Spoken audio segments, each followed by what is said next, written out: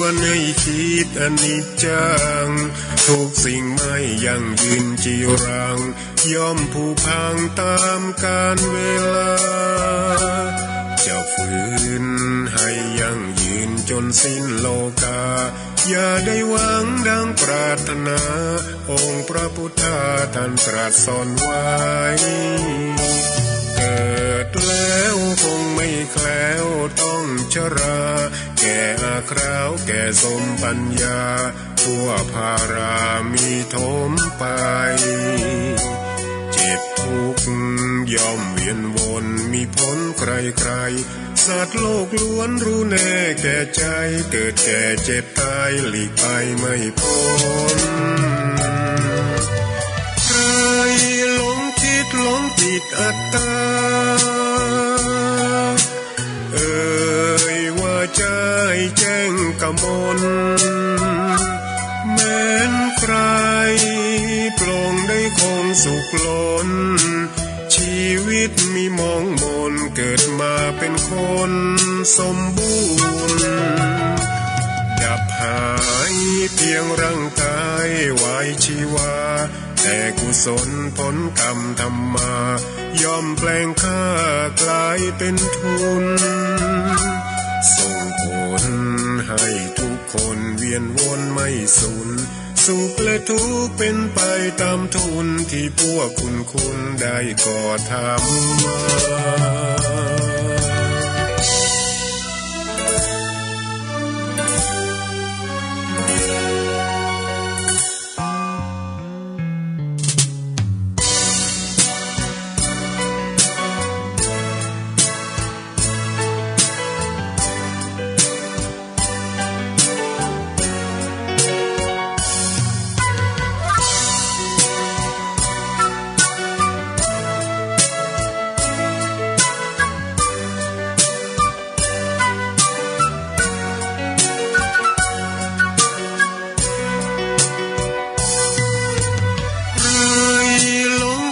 หลงติดอัตตา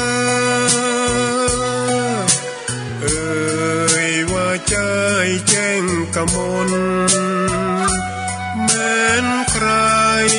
ปลงได้คงสุขล้นชีวิตมีมองมนเกิดมาเป็นคนสมบูรณ์ดับหายเพียงร่างกายไว้ชีวาแต่กุศลผลกรรมทำมาย่อมแปลงค่ากลายเป็นทุนส่งผลให้ทุกคนเวียนวนไม่สูญสุขและทุกข์เป็นไปตามทุนที่พวกคุณได้ก่อทำมา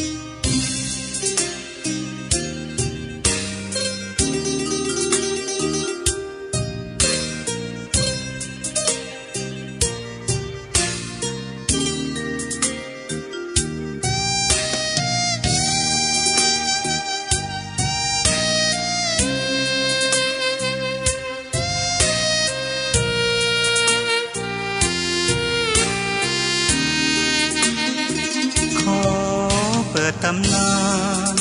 1,300 กว่าปีแม่จามเทวีสร้างพระเจดีย์ที่วัดดอยน้อยพร้อมเจดีย์โค้ง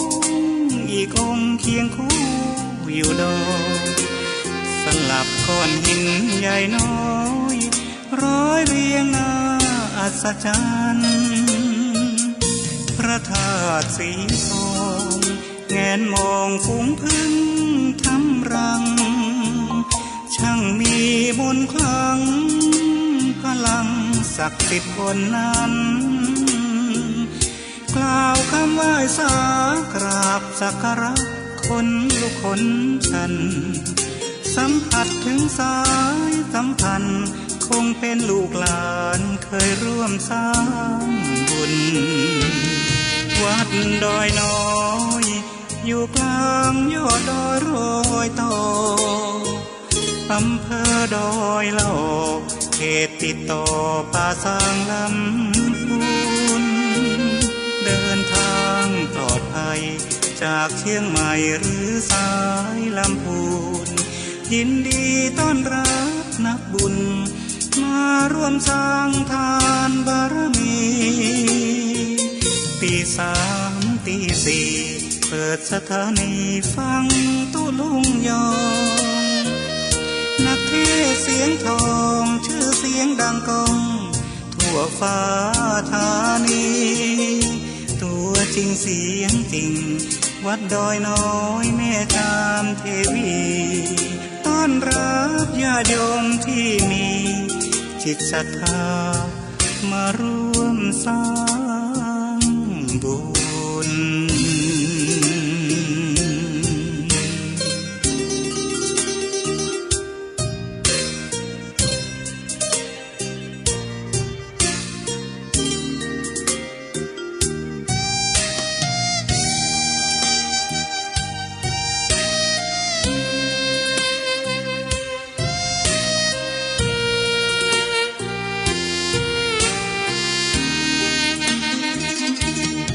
วัดดอยน้อยอยู่กลางยอดดอยโรยต่ออำเภอดอยเหล่าเขตติดต่อป่าสางลำพู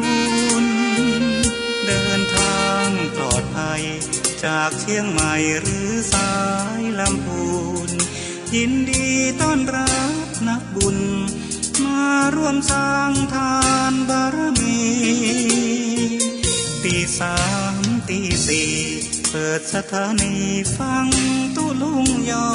งนักเทศเสียงทองชื่อเสียงดังก้องทั่วฟ้าธานีตัวจริงเสียงจริงวัดดอยน้อยแม่จามเทวีต้อนรับญาติโยมที่มีจิตศรัทธามาร่วมสร้างบุญ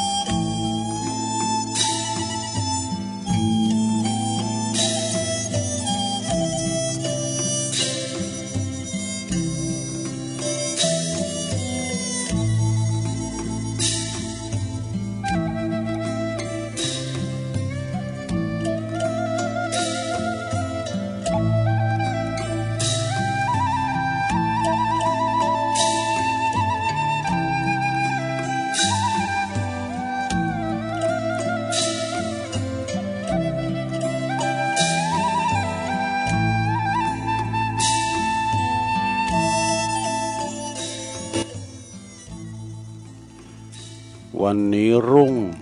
พรุ่งนี้ร่วงดวงไม่แน่วันนี้แย่พรุ่งนี้ยังกลับดังได้วันนี้ดังพรุ่งนี้ดับกลับเปลี่ยนไปโปรดจำไว้ทุกชีวิตอนิจจัง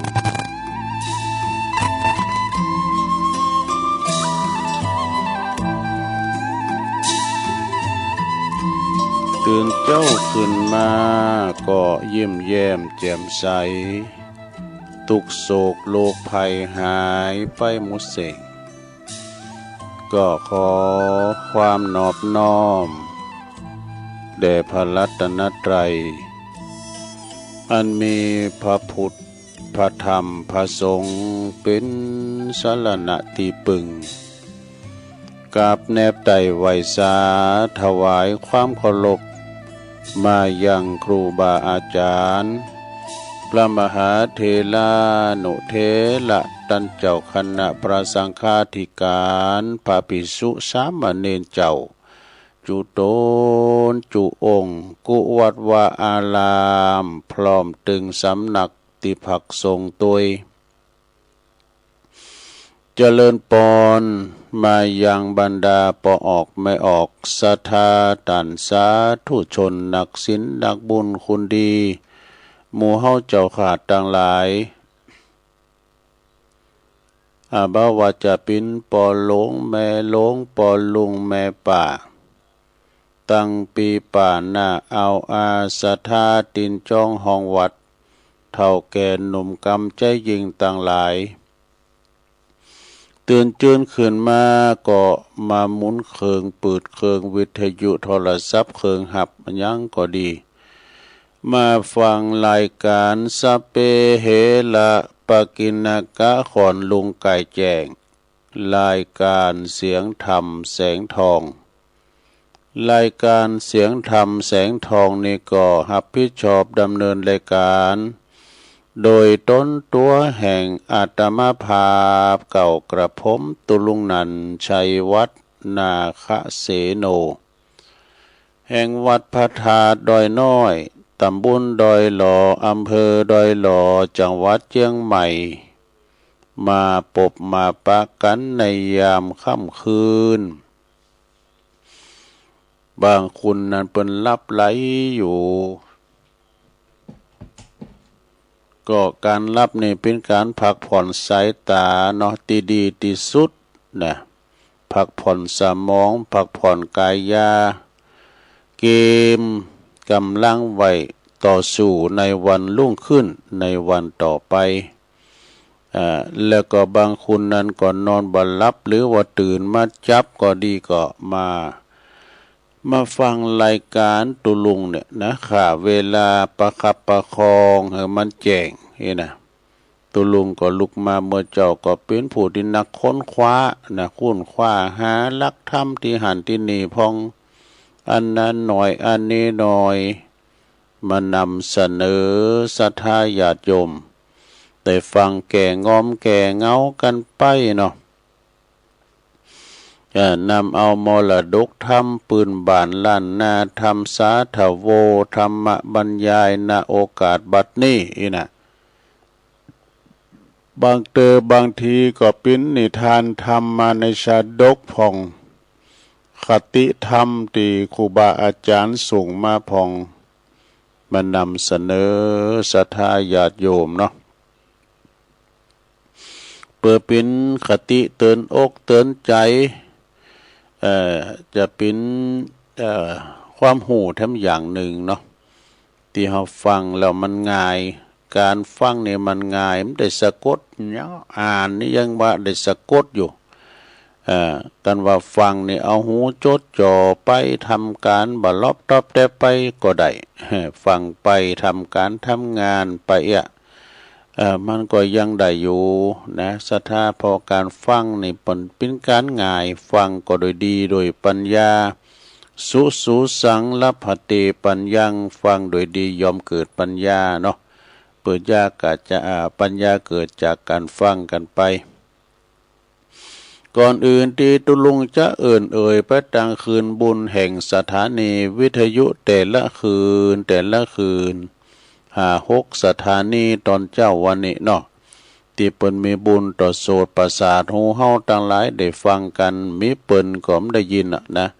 เปิ้นก็อดตาหลับขับตานอนรอลิงสัญญาณรอเสริมสัญญาณนำรายการครูบาอาจารย์ครูตุนครูองค์ไปออกสถานีเปิ้น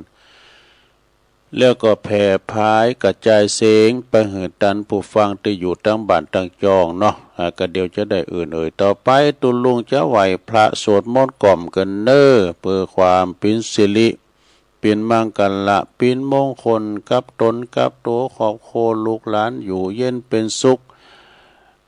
ขจัดปัดเป่าโพยภัยเสน่ห์จังไรต่างหลายหนีหายแสนโยชน์แสนว่า นำปาสิ่งที่ปินมั่งกันละปินมงคลเข้าคุ้มโหฮอขึ้นเฮาอยู่ดีมีสุขกันต่อไปพร้อมแล้วก็กราบหนึ่งกราบสองกราบสามอิมินาสกาเลนะพุทธังอภิปูชยามาอิมินาสกาเลนะธัมมังอภิปูชยามาอิมินาสกาเลนะสังฆังอภิปูชยามาอะระหังสัมมาสัมพุทโธภะคะวาพุทธังภะคะวันตังอภิวาเทมิสวากขาโตภะคะวะตาธัมโมธัมมังนะมัสสามิสุปฏิปันโนภะคะวะโตสาวกสังโฆสังฆังนะมามินะโมตัสสะภะคะวะโตอะระหะโตสัมมาสัมพุทธัสสะนะโมตัสสะภะคะวะโตอะระหะโตสัมมาสัมพุทธัสสะนะโมตัสสะภะคะวะโตอะระหะโตสัมมาสัมพุทธัสสะอิติปิโสภะคะวะอะระหังสัมมาสัมพุทโธ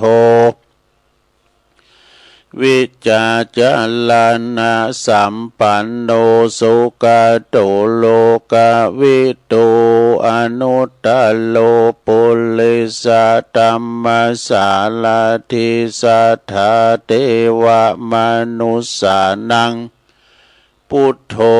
ภะคะวะติสวากขาโตภะคะวะตาธัมโมสันติติโกอากาลิโกเอหิปัสสิโกโอปันนายิโกปัจจตังเวติตาโปวินยูเหติสุปฏิปันโนภะคะวะโตสาวกสังโฆอุจจุปฏิปันโนภะคะวะโตสาวกสังโฆยายะปฏิปันโนภะคะวะโตสาวกสังโฆสามิจิปฏิปันโนภะคะวะโตสาวกสังโฆญาติตังจัตตาลิปุริสะยุคาเนอัตถปุริสปุคลาเอสะภะคะวะโตสาวกสังโฆอาหุนายโยปาหุนายโยตักขินายโยอัญจาลิกาลนิโยอนุตตลังปุญญเขตังโลกัสสาติจะยันโตโพธิยามุเลสกายานังนันทิวัตโนเอวังตวังวิจัยโยโหหิจัยยสุจัยยมังคะเลอปัลลาจิตตาปันลังเกสีเสปตาวิปุคะเลอภิเสเกสัปปะพุทธานังอากาปโตปโมทติสุนักตังสุมังกลังสุปภาตังสุโหติตังสุขโนสุโมโหโตจะสุยิทังพรหมจาริสุป ปะทาคินังกายกัมมังวาจากัมมังปะทาคินังปะทาคินังมโนกัมมังปณิทิเตปะทาคินาปะทาคินานิกาตวนะลาพันตเถปะทาคิเน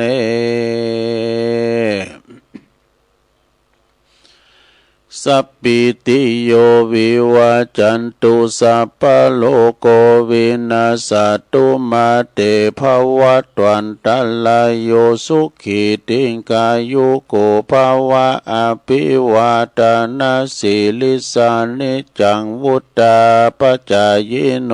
จัตตาโลธรรมาวาทันติอายุวันโนสุขังปะลัง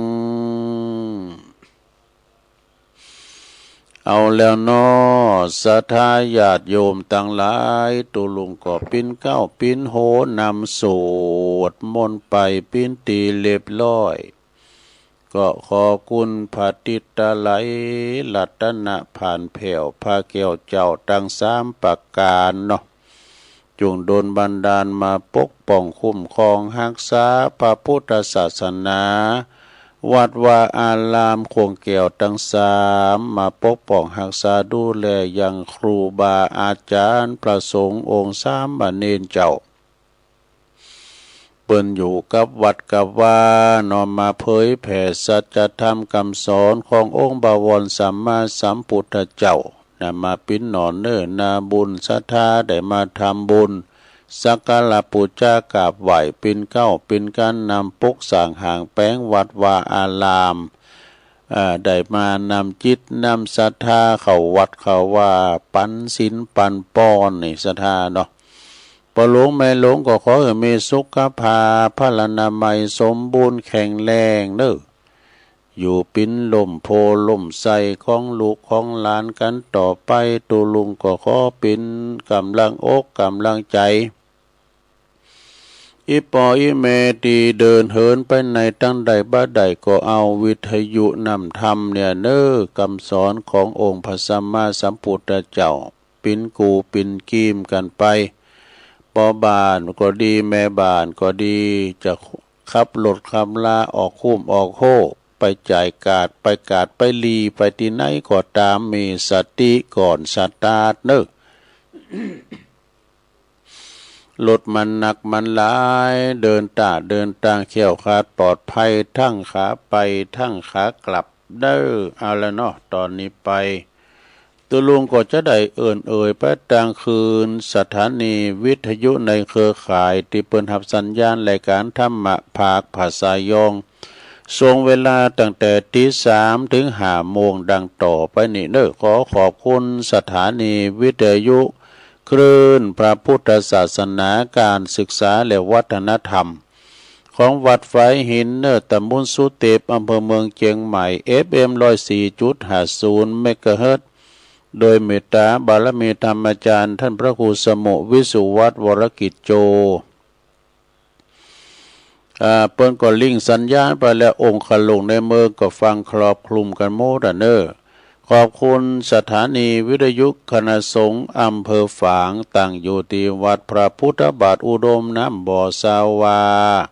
สำนักวิปัสสนา FM 88.50 เมกะเฮิรตซ์โดยเมตตาบารมีธรรมหลวงปู่พระครูสุจิตานุรักษ์หลวงปู่ใหญ่เจ้าคณะอำเภอฝางเด้อ แล้วขอบคุณตุปิเลินเด้อจำเริญโชติธรรมโมก็ลิงสัญญาณไปพี่น้องฟังไม่อายใส่ประการนอกก็ฟังกันหลายเนาะขอบคุณสถานีวิทยุแดนดินถิ่นล้านนาตั้งอยู่ที่บ้านฮงโง่ตำบลนำบ่อโลงอำเภอสันปัดตองเด้อFM 103.50 เมกะเฮิรตซ์โดยคุณลุจิสมบัติเงาคำนะแล้วก็ยันอสม2 เท่าฟอลันจากน้ำบ่อโลงด้วยขอบคุณสถานีวิทยุคลื่นธรรมะของชุมชนวัดห้วยตองซักตำบลขวงเปาอำเภอจอมตองเนอ FM 98.75 เมกะเฮิรตซ์โดยเมตตาบารมีธรรมอาจารย์พระครูวาปีวรมณิตเนอ ส่วนไต่สายแต่ก็ฟังแต่เพียงบักเก่ามาเหมือนกันขอบคุณสถานีวิทยุมนต์เสียงธรรมจากอำเภอแม่แจ่มวัดบุปผารามเด้อ FM 106.25 เมกะเฮิรตซ์โดยเมตตาบารมีธรรมหลวงปู่พระครูมงคลวิสิทธิ์หลวงปู่ใหญ่เจ้าคณะอำเภอแม่แจ่มขอบคุณท่านปลัดอุทัยตึง2อุทัยโดยนะครับเด้อขอบคุณสถานีวิทยุเน็กเนลเรดิโอ FM 96.75 เมกะเฮิรตซ์ตั้งอยู่ที่บ้านจงตำบลทุ่งขวาวห่างหุ้นส่วนจำกัดอนุสรณ์เรดิโออำเภอเมืองปานจังหวัดลำปางเด้อขอบคุณสถานีวิทยุขอบคุณวิทยุชุมชนคนเหนือเขื่อนตั้งอยู่ที่บ้านดุงดำอำเภอฮอดจังหวัดเชียงใหม่ FM 90.75 เมกะเฮิรตซ์เนอร์และขอบคุณสถานีวิทยุวัดบรรพตสถิตจังหวัดลำปาง FM 106.50 เมกะเฮิรตซ์เนอร์โดยเมตตาบารมีธรรมอาจารย์ท่านพระครูท่านพระมหานพดลสุวรรณเมธีเจ้าคณะอำเภอวังเหนือจังหวัดลำปางเจ้าอาวาสวัดบรรพตสถิตเนอะและก็ท่านพระมหาสมชาติชาตปัญโยผู้ดำเนินการถึงมดถึงเสียงนี้ก็คือเปิ้นได้รับสัญญาณลิงก์สัญญาณนำรายการครูบาอาจารย์ไปออกสถานีของเปิ้นเนาะก็ต้องขอบคุณกราบขอบคุณในเมตตาธรรมครูบาอาจารย์และเจริญพรเจ้าหน้าที่ดีเจที่เฝ้าสถานีสถานีโดยเด้อซึ่งก็วันนี้ศรัทธาญาติโยมทั้งหลายมาพบมาปักกันก็ตรงกับวันพฤหัสวันพัดนะวันพัดพฤหัสบดีที่30เนอะศรัทธาวันนี้30 เดือนเมษายนพุทธศักราช2569วันนี้พร่ำว่าเป็นวันสุดท้ายของเดือนเมษาเนอะศรัทธาญาติโยมเป็นวันสุดท้ายของเดือนเมษายนแล้ววันที่30ถ้ายนในมี30ถ้าคมนี่31นะซึ่งก็เป็นวันสำคัญแถมวันหนึ่งในล้านนาเฮาบื้อถ้ามีเวลาก็จะอู้ถึงเปิดอันการเดินทางขึ้นบนวัดพระธาตุดอยสุเทพนี่นะเนาะโดยเมตตาธรรมครูบาเจ้าสินธรรมครูบาเจ้าศิวิจัยเนาะแต่วันนี้นะเมื่อมาพบมาปะกันแล้วก็บ่เหือกาดแก้วเสียเวลาตัวลุงก็กำเอาทำมานี่ผูกนึงนะทำกูนี่ก็ซื้อมาจากปุ้นวัดพระสิงห์หลวงพระสิงห์วรมหาวิหารเนาะวันที่20ที่ผ่านมา20 เมษายนนะก็ไปตัวหลวงพ่อพระครูสาธุกิจจันนันท์เปิ้นประชุมเปิ้นสุมากาลวะอีกเนาะครูบาอาจารย์กันน่ะได้ทำสามิจิกรรมกันก็เลยไปพอล้านอันนี้เป็นธรรมสาระโอขมใจธรรมไทยแล้วเนี่ยพระคุณพ่อผู้เป็นดั่งเพื่อนในบ้านนี่อันนี้เป็นธรรมปอนะแล้วก็ธรรมแม่ก็มีนะพระคุณแม่เป็นเหมือนดั่งมิตรในบ้านเหมือนกันนะซื้อมาก็ผูกละ60ต่อเปิ้นกู้น้อยได้เอ้ยน่ะเปิ้นขึ้นหือน่ะก็เอามาแสดงให้ศรัทธาได้ฟังเนาะเอามาเทศถึงศรัทธาได้ฟังแก่งอมแก่เหงากันไปนะเป็นธรรมไทยนะเป็นธรรมไทยเป็นคุณอู่ไทยนะตุเจ้าไทยกันเด้อนี่นะตัวลุงก็จะมาดัดแปลงเป็นภาษาเมืองแล้วก็ดัดแปลงกำเป็นภาษายองนะแต่มันก็จะยากหน่อยเป็นบ่ล็อกก็แก๊กเราได้ตั้งนะโมหาระยะหาเจนกัน ก็ลองฟังไปในลงเด้อเป็นธรรมไทยนะธรรมเรื่องหยังพระคุณพ่อเป็นผู้เป็นดังเพื่อนในบ้านนี่ปอคุณปอ21คุณแม่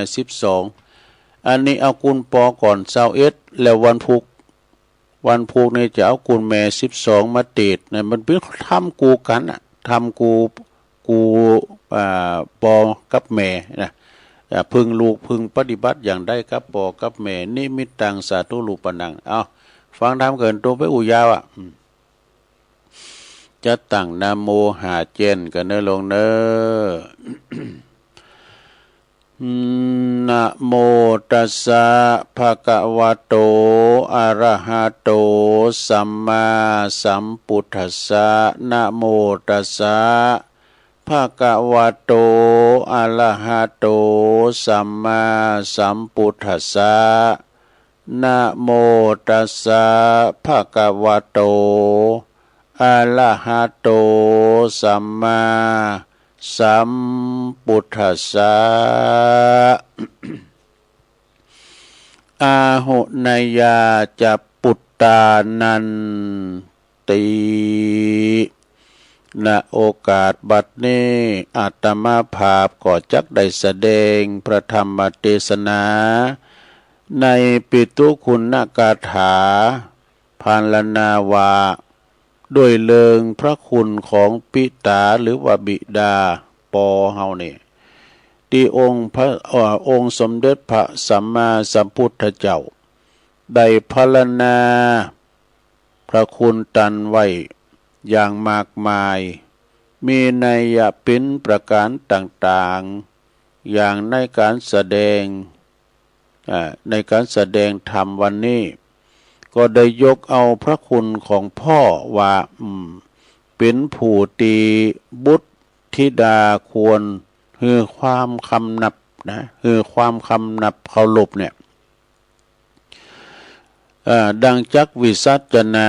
ได้วิสัชนาคือสาธุชนได้สดับรับฟังดังต่อไปท่านสาธุชนทั้งหลายความกตัญญูนั้นคือความหู้อุปการะคุณที่ท่านได้กระทำไว้ก่อนแล้วนะส่วนว่ากตเวทีก็คือการคิดจะตอบแทนพระคุณของเปิ่นหือปรากฏนะหือปรากฏแล้วก็ทั้งสองข้อธรรมนี่นะกตัญญูกตเวทีเนี่ยมันเป็นแยกกันด้วยกตัญญูนี่ก็โหกุลกตเวทีก็คือจัดตอบแทนกุลทั้งสองข้อธรรมนี่องค์สมเด็จพระชินสีห์ได้ตรัสว่าเป็นคุณธรรมที่บุคคลที่หาได้ยากเนี่ยหาได้ยากในโลกนี้นะหาได้ยากอย่างใดนะศรัทธาญาติโยมทั้งหลายทำไมพระองค์จึงบ่งชี้ว่าเป็นผู้ที่หาได้ยากก็เพราะว่าบุคคลก็เพราะว่าคนผู้เป็นปุถุชนส่วนหนักส่วนมากเลยนะปุถุชนคือเป็นคุณเฮาหยาบอยู่ด้วยมันละเอียดก็มักจะมีอวิชชาเนี่ยคือความบ่ฮู้มาครอบงำจิตใจเนอะทำให้บ่ฮู้จักบุญคุณไผจดจำคุณความดีที่บุคคลอื่นเนี่ยทำให้แก่ตนบ่ได้บางคนนะหรือว่าบางทีเนี่ยแม่จะฮู้ก็เพียงผิวเผินเด้อฮู้กุลปอกุลแม่เพียงผิวเผินเนี่ยนะบ่ได้ฮู้กุลโดยความซาบซึ้งใจจึงบ่ได้หาโอกาสทำตอบแทนพระคุณของตนดังนั้นนี่บุคคลผู้ใดตั้งมั่นอยู่ในคุณธรรมคือความกตัญญูกตเวทีท่านจึงยกย่องว่าเป็นผู้ที่หาได้ยากนะหาได้ยากแต่สดายิ่งสมัยบัดเดียวนี่นะศรัทธาญาติโยมเฮาหันในคลิปในข่าวเปิ้นเล่งดูปูปาดมาใหญ่มาแล้วเนี่ยปุดโตลูกคลั่งยาไล่ฆ่าพ่อแม่ดูอีก็มีนะเนี่ยศรัทธาญาติโยมนำโหบุญโหกุลปอมมีกุลแม่มีหากจะเปรียบเทียบกับวัตถุสิ่งของตีหาได้ยากนั้นก็คงจะเทียบจะเทียบกับเปื้อนเนอเพชรนินจินดาหรือว่าทองคำเปื้อนเนอบุคคลหาได้ยากนี่นะ ซึ่งก็เป็นของที่หาได้ยากแล้วก็มีราคาแพงต่างจากเม็ดกรวดเม็ดหินเม็ดทรายที่หาได้ง่ายนะทองคำก็นี่หรือว่าเพชรนินจินดานี่มันหาได้ยากแล้วก็บุคคลทั้งสองก็หาได้ยากกตัญญูกตเวทีนี่นะเพราะฉะนั้นในความกตัญญูกตเวทีนะท่านจึงว่าเป็นเครื่องหมายแห่งสัตบุรุษคนดีทั้งหลายสมดังกรรมธรรมภาสิทติวะนิมิตตังสาธุลูปานังกตัญญูกตเวทิตานอกจากนี้ความกตัญญูนั้นก็คือมหาธรรมอันเป็น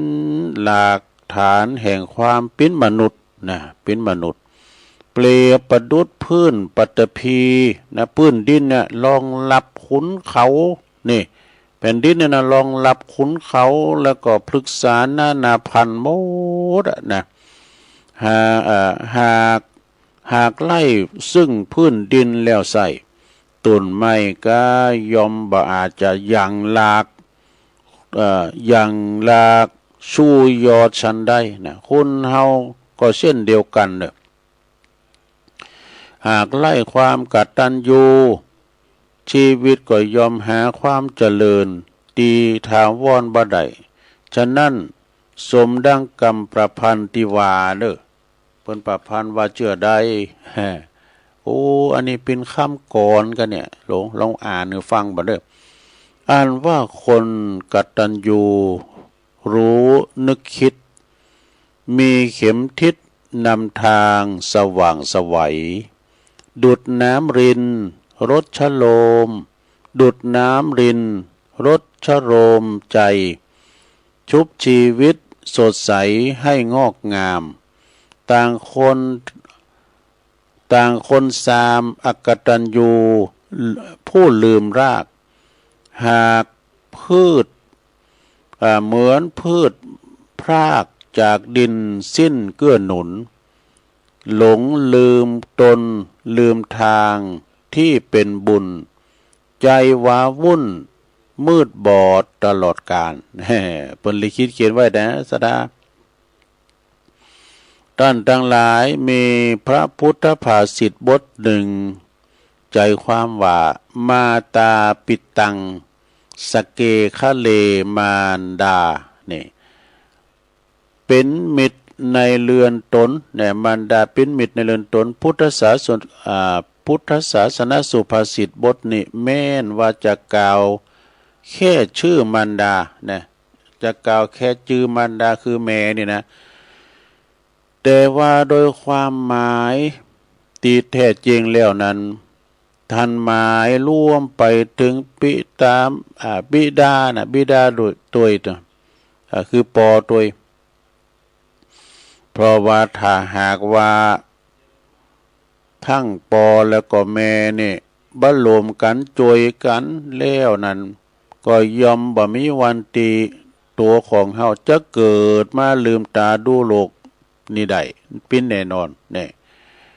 อย่างได้ก็ตามเนี่ยเพิ่นว่านะอย่างได้ก็ตามความปิ้นเปินของปอกับแม่นั้นมันแตกต่างกันว่ะมันแตกต่างกันอยู่พองทั้งนี้ก็เพราะว่านิสัยของแม่หรือว่าแม่ยิงเนี่ยนะนิสัยของแม่ยิงนี่กับปัจจัยนี่ยอมมีบุคลิกต่างกันไปนี่บุคลิกนี่จะแตกต่างกันไปนะในสตรีนี่ที่เป็นเพศแม่นี่ยอมมีนิสัยอ่อนโยนอ่อนหวานส่วนว่าพอใจผู้เป็นบิดาปอนี่ก็ซึ่งจะเป็นบุรุษเพศยอมมีนิสัยเข้มแข็งพร้อมที่จะปกป้องคุ้มกันภัยให้ลูกเนี่ยดังนั้นนี่สทาญาติโยมหากว่าแม่คือเพื่อนที่คอยปลอบประโลมเฮายามเมื่อเฮาร้องไห้ปอก็คือเปิ้นที่สอนให้เฮาเนี่ยปาดน้ำตาคือเจ็ดน้ำตาแล้วลุกขึ้นสู้ทำไมบ่เนี่ยบ่อีมันไกลหัวใจนะความเป็นมิตรของปอนี่จึงบ่ได้ มาในรูปแบบของการโอเนี่ยบาโอนะเนี่ยโอ้ลาลูกไม้นะ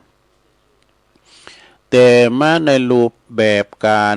ของการประคองเนี่ยประคองแล้วก็ผลักดันนะเพื่อลูกเติบใหญ่โดยความแข็งแกร่งรวมความได้ว่าความปิ้นเปินของปอหรือว่าบิดานั้น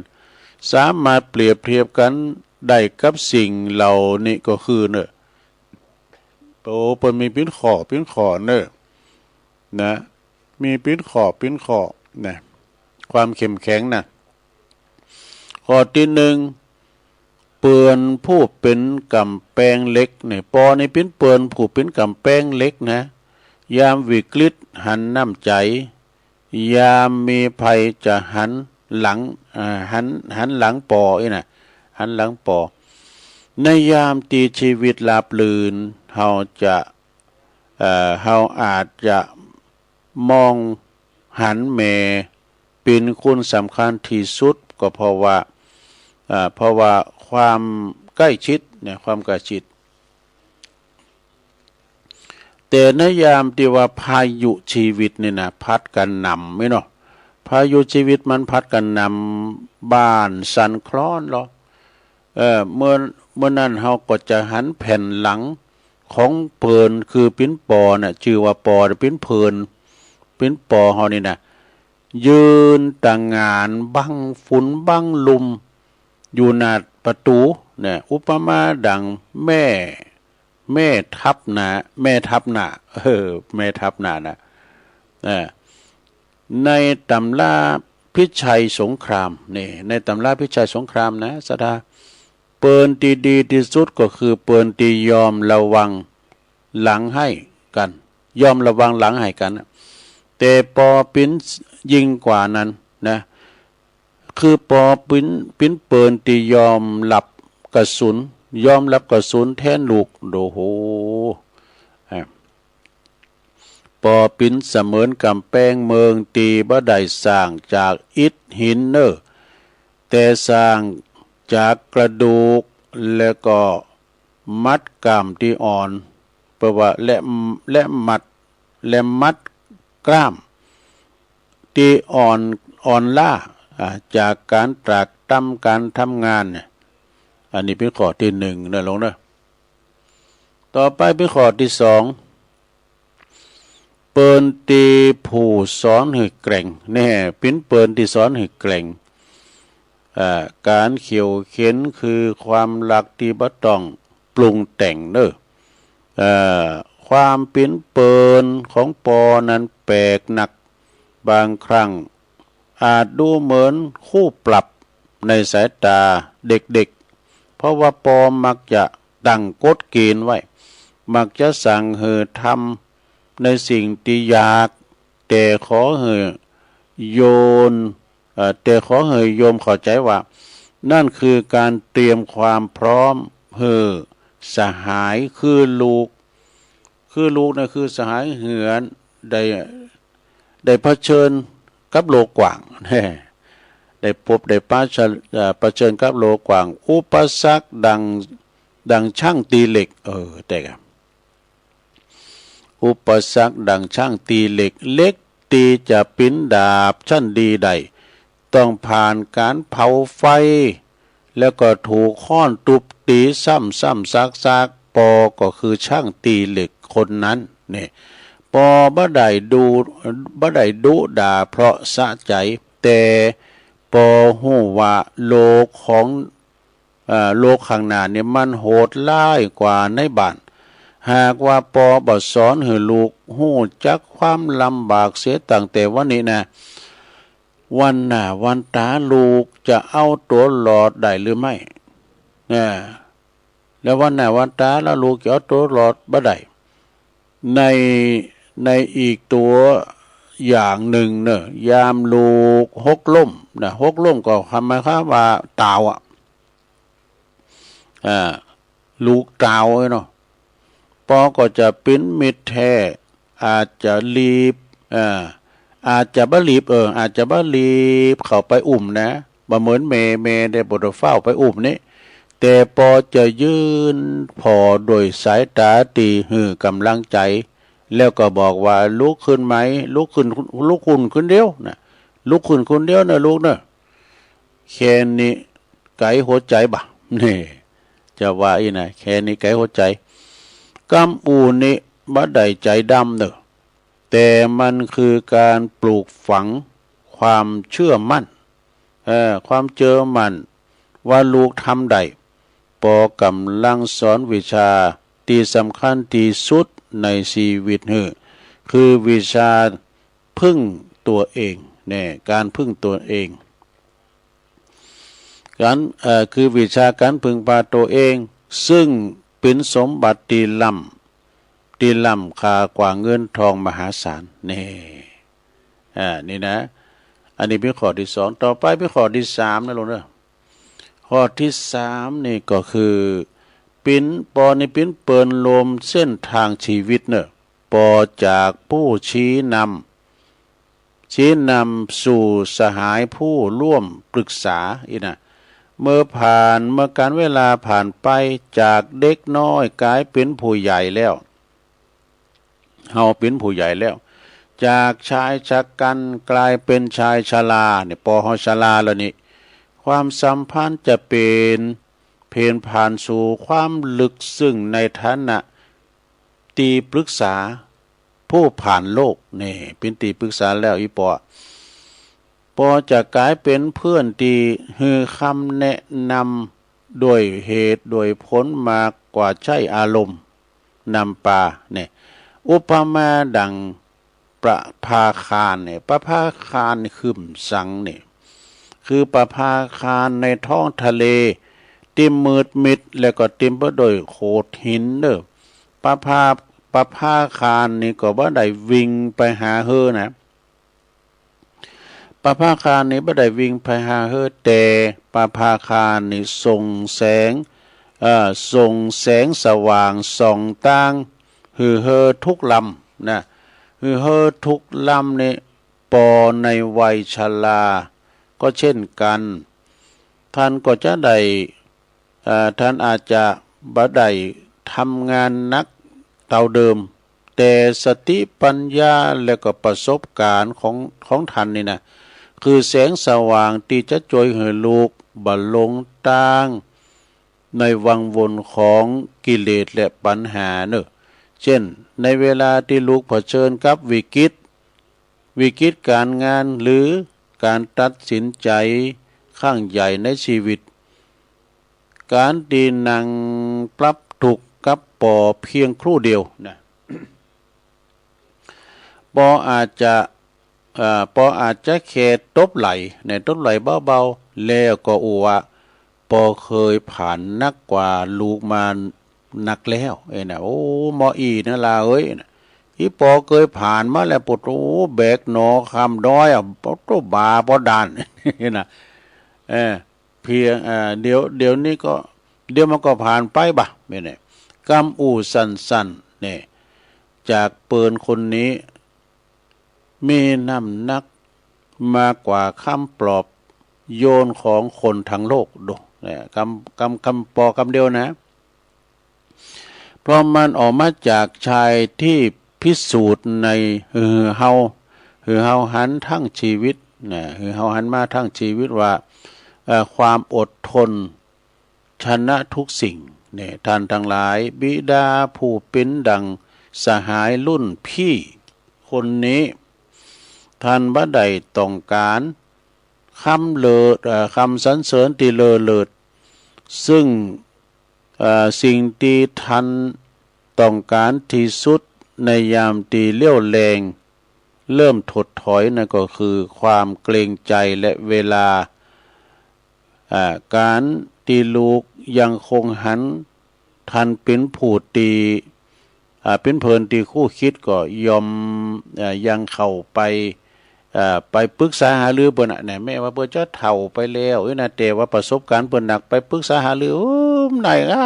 คุณเฒ่านะอัลไซเมอร์เปิ้นนี่ไปว่าไปประมาทเปิ้น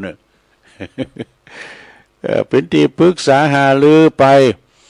ยังให้ความสำคัญกับคำพูดของท่านเนี่ยนั่นคือการต่ออายุไขให้ปอได้ดีที่สุดเนอะนี่มีหยังก็ไปปรึกษาปอเนอะอันว่าความหักของมารดานั้นก็เปรียบประดุจดังทรายน้ำอมฤตที่ชุ่มที่ฉ่ำเย็นนะยามลูกเผชิญกับความทุกข์ระทมจนน้ำตาอาบแก้มนี่นะเมก็จะเป็นดังผืนผ้าทิพย์ที่คอยจะสับน้ำตาจิตน้ำตาเป็นศาลาพักใจที่ยอมหือลูกซบหน้าสะอื้นหือเปื้อนระบายเนี่ยเปื้อนระบายความอ่อนแออ่อนไหวเนอะนะแต่ในขณะเดียวกันนั้นบิดาผู้เป็นดังขุนเขาตระหง่านกลับยืนมองโดยสายตาที่เปี่ยมด้วยเมตตาอันเด็ดเดี่ยวปอบะไดลีบกลุ่มลงมาประคองเหอลูกละทมอยู่กับตีเนี่ยแต่อาจจะยืนนิ่งเป็นลักชัยเปิเหอลูกหูว่านี่ที่นี่คือความแข็งแกร่งเจ้าพิงได้มืออันหยาบกรานของปอเนี่ยจะไปตบไหลนั้นบัจใจเพียงการปลอบหายโศกเศร้านะแต่เป็นการส่งผ่านพลังอำนาจของความปิ้นนักสู้ปอก็คือเปินลมลบที่คอยย้ำเตือนว่าน้ำตาน้ำตามีไว้เปิดเพียงชำระล้างดวงตาสดใสกระจ่างเนี่ยบัจใจมีไว้เปิดจุ่มดิ่งลงไปในความพ่ายแพ้ปอจึงสอนให้ลูกใจมือเจ็ดน้ำตามันเสงทิ้งเสียขวางมาเจ็ดน้ำตาขวางนั่นหมายความว่าแล้วก็มองตรงไปยังขวากหนามข้างหน้าด้วยดวงตาตีกล้าแกร่งกว่าเดิมนี่การประคองของปอนี่จึงบัจจัยการอุ้มเดินนะแต่เป็นการหามประคองเลยว่าหามประคองให้ลูกทรงตัวได้โดยแข่งขาของตัวเองแน่ด้วยขาของตัวเองแล้วก็การผลักดันของปอนั้นเปรียบดังล่มไต่ปีกที่ส่งวีหกน้อยนะนกน้อยวีหกน้อยนะกล้ากลางปีกท้าพายุกล้ากลางปีกท่าลุ่มลงนะการกระทำของปออาจดูนิ่งลึกแล้วก็เงียบเชียบดังแผ่นดินแต่กับปิ่นหลักฐานตีมั่นคงที่สุดสอนให้ลูกฮู้ว่าความเป็นคุณตีบ่ได้วัดกันตีการล้มการเต่านะตีล้มเต่านะแต่วัดกันตีเฮาจะลุกขึ้นมาสู่ใหม่ใต้ได้สง่างามเพียงใดนี่ความหักของปอจึงเป็นมิตรภาพในรูปแบบของความทรหดนี่ความทรหดเป็นมิตรแท้ที่ยอมเป็นครูฝึกผู้เข้มงวดเป็นครูฝึกผู้เข้มงวดเปิดให้ลูกหักได้เติบใหญ่เป็นมนุษย์ที่สมบูรณ์พร้อมด้วยความสง่าและองอาจในโลกอันกว้างใหญ่นี่นอกจากนี้หากจะกล่าวถึงมิตรภาพความเป็นเปิลของบิดาแจ้งแล้วนั้นดังอุปมาว่าทันเหมือนสะพานไม่แก่นตีทอดขามหุบเหวทอดขามหุบเหวอันลึกชันแล้วก็อันตรายที่สุดดูเป็นเปรียบเทียบนะ ลอยติ้นกาบนใบหน้าและก็ลอยหยาบกร้านบนฝ่ามือนั้นก็บ่ใจอื่นไกลแต่มันคือรอยจารึกความเหน็ดเหนื่อยนะความเหนื่อยยากที่ผ่านแบกรับเพื่อให้ลูกได้เดินข้ามไปสู่ฝั่งฝันอย่างปลอดภัยนี่ปอปิ่นเปินประเภทที่ยอมนำหือนำนักของโลกทั้งใบกดลงบนบ่าของท่านเพียงเปิดหือทางเดินของโลกลาเปรียบที่สุดเต่าตีกำลังของชายคนหนึ่งที่จะพึงทำได้นี่ในยามที่ลูกอ่อนแอแล้วก็คลาดหวาดโกต่ออุปสรรคปัญหาปอก็จะบัดใจมิตรเพิ่นว่าปอบัดใจมิตรที่มาชวนลูกเหินนางพิงนางผักนะแต่หากแต่จะปิ้นมิตรที่จี้หือหันถึงแสงสว่างนะแห่งความเปลี่ยนปอจะสอนให้ลูกฮู้จักความเงียบที่ทรงพลังคือการนิ่งทนต่อคำซบประมาทแล้วก็การข่มจิตต่อความเหนื่อยล้าแล้วก็การรักษาเกียรติยศยิ่งกว่าชีวิตแน่ในความแข็งแกร่งของปอจึงบัดใจความก้าวล้าวแต่เป็นความที่นิ่งลึกนะที่นิ่งลึกนี่ดังมหาสมุทรที่รองรับขยะมูลฝอยและมลพิษได้ทุกอย่างเพื่อรักษาความสะอาดใสบุตรธิดานะและในวันที่โลกภายนอกลุมทำลายจนลูกเสียขวัญปอเฮานั้นนี่ก็จะเปรียบเสมือนเสาหลักที่บ่มีวันสั่นคลอนเด้อท่านก็จะยืนอยู่ข้างๆแล้วก็บอกกับเฮาโดยสายตาว่าล่มตรงไหนหือลุกตรงนั้น ดาวที่ไหนก็ลุกที่หันบ่เนาะเพิ่นจะว่าล้มที่ไหนก็ลุกที่นั่นนะตรงนี้ก็มีปอจะปิ้นตีพิงอยู่ข้างหลังนี่ปิ้นตีพิงอยู่ข้างหลังมิตรภาพแบบปอนี่ก็คือมิตรภาพที่บ่มีความหวานหูเด้อปอจะเข้มงดหน่อยนะ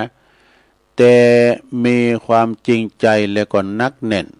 ดังขุนเขาดอยนะคอยประคับประคองทุกย่างก้าวจนกว่าลูกจะแข็งแรงเปิดที่จะเป็นสะพานให้คนรุ่นหลังสืบต่อไปนะเพราะในความปิ้นเปินของปอตามตีพรรณากล่าวมาข้างต้นนี้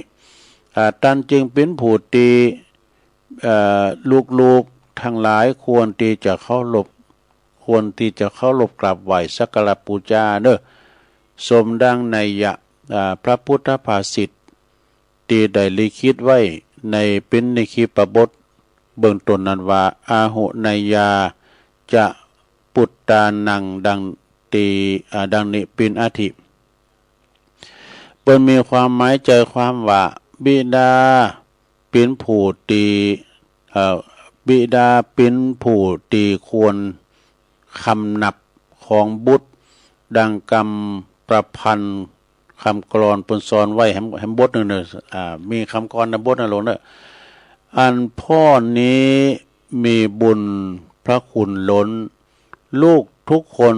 ต้องพร้อมน้อมเกษาควรคำนับกราบไหว้ทุกเวลาจงบูชาคุณท่านทุกวันเทินแน่ ก่อนที่จะจบพระธรรมเทศนาในวันนี้ก็ขอให้ท่านทั้งหลายจงตั้งมั่นในความกตัญญูเน้อเพราะว่าความกตัญญูนี่เป็นเครื่องหมายของความเป็นคุณดีจงอย่าให้กาลเวลาที่เฮาจะมาโลมกับท่านกลายเป็นความอาลัยในวันหลังที่ท่านจากเข้าไปแล้วนะนึกถึงคุณพ่อคุณแม่พอก็ดูแลยามเมื่อไปมีชีวิตเนี่ยนะจงอย่าล่อเหิดทันจงอย่าล่อเหิดถึงวันที่สายเกินไปอย่าล่อเหิดทันจากไปแล้วจึงมาสำนึกผิดจงรีบกลับไปหาปอไปดูแลไปกราบเท้าทันแล้วก็กล่าวคำว่าขอบคุณนะ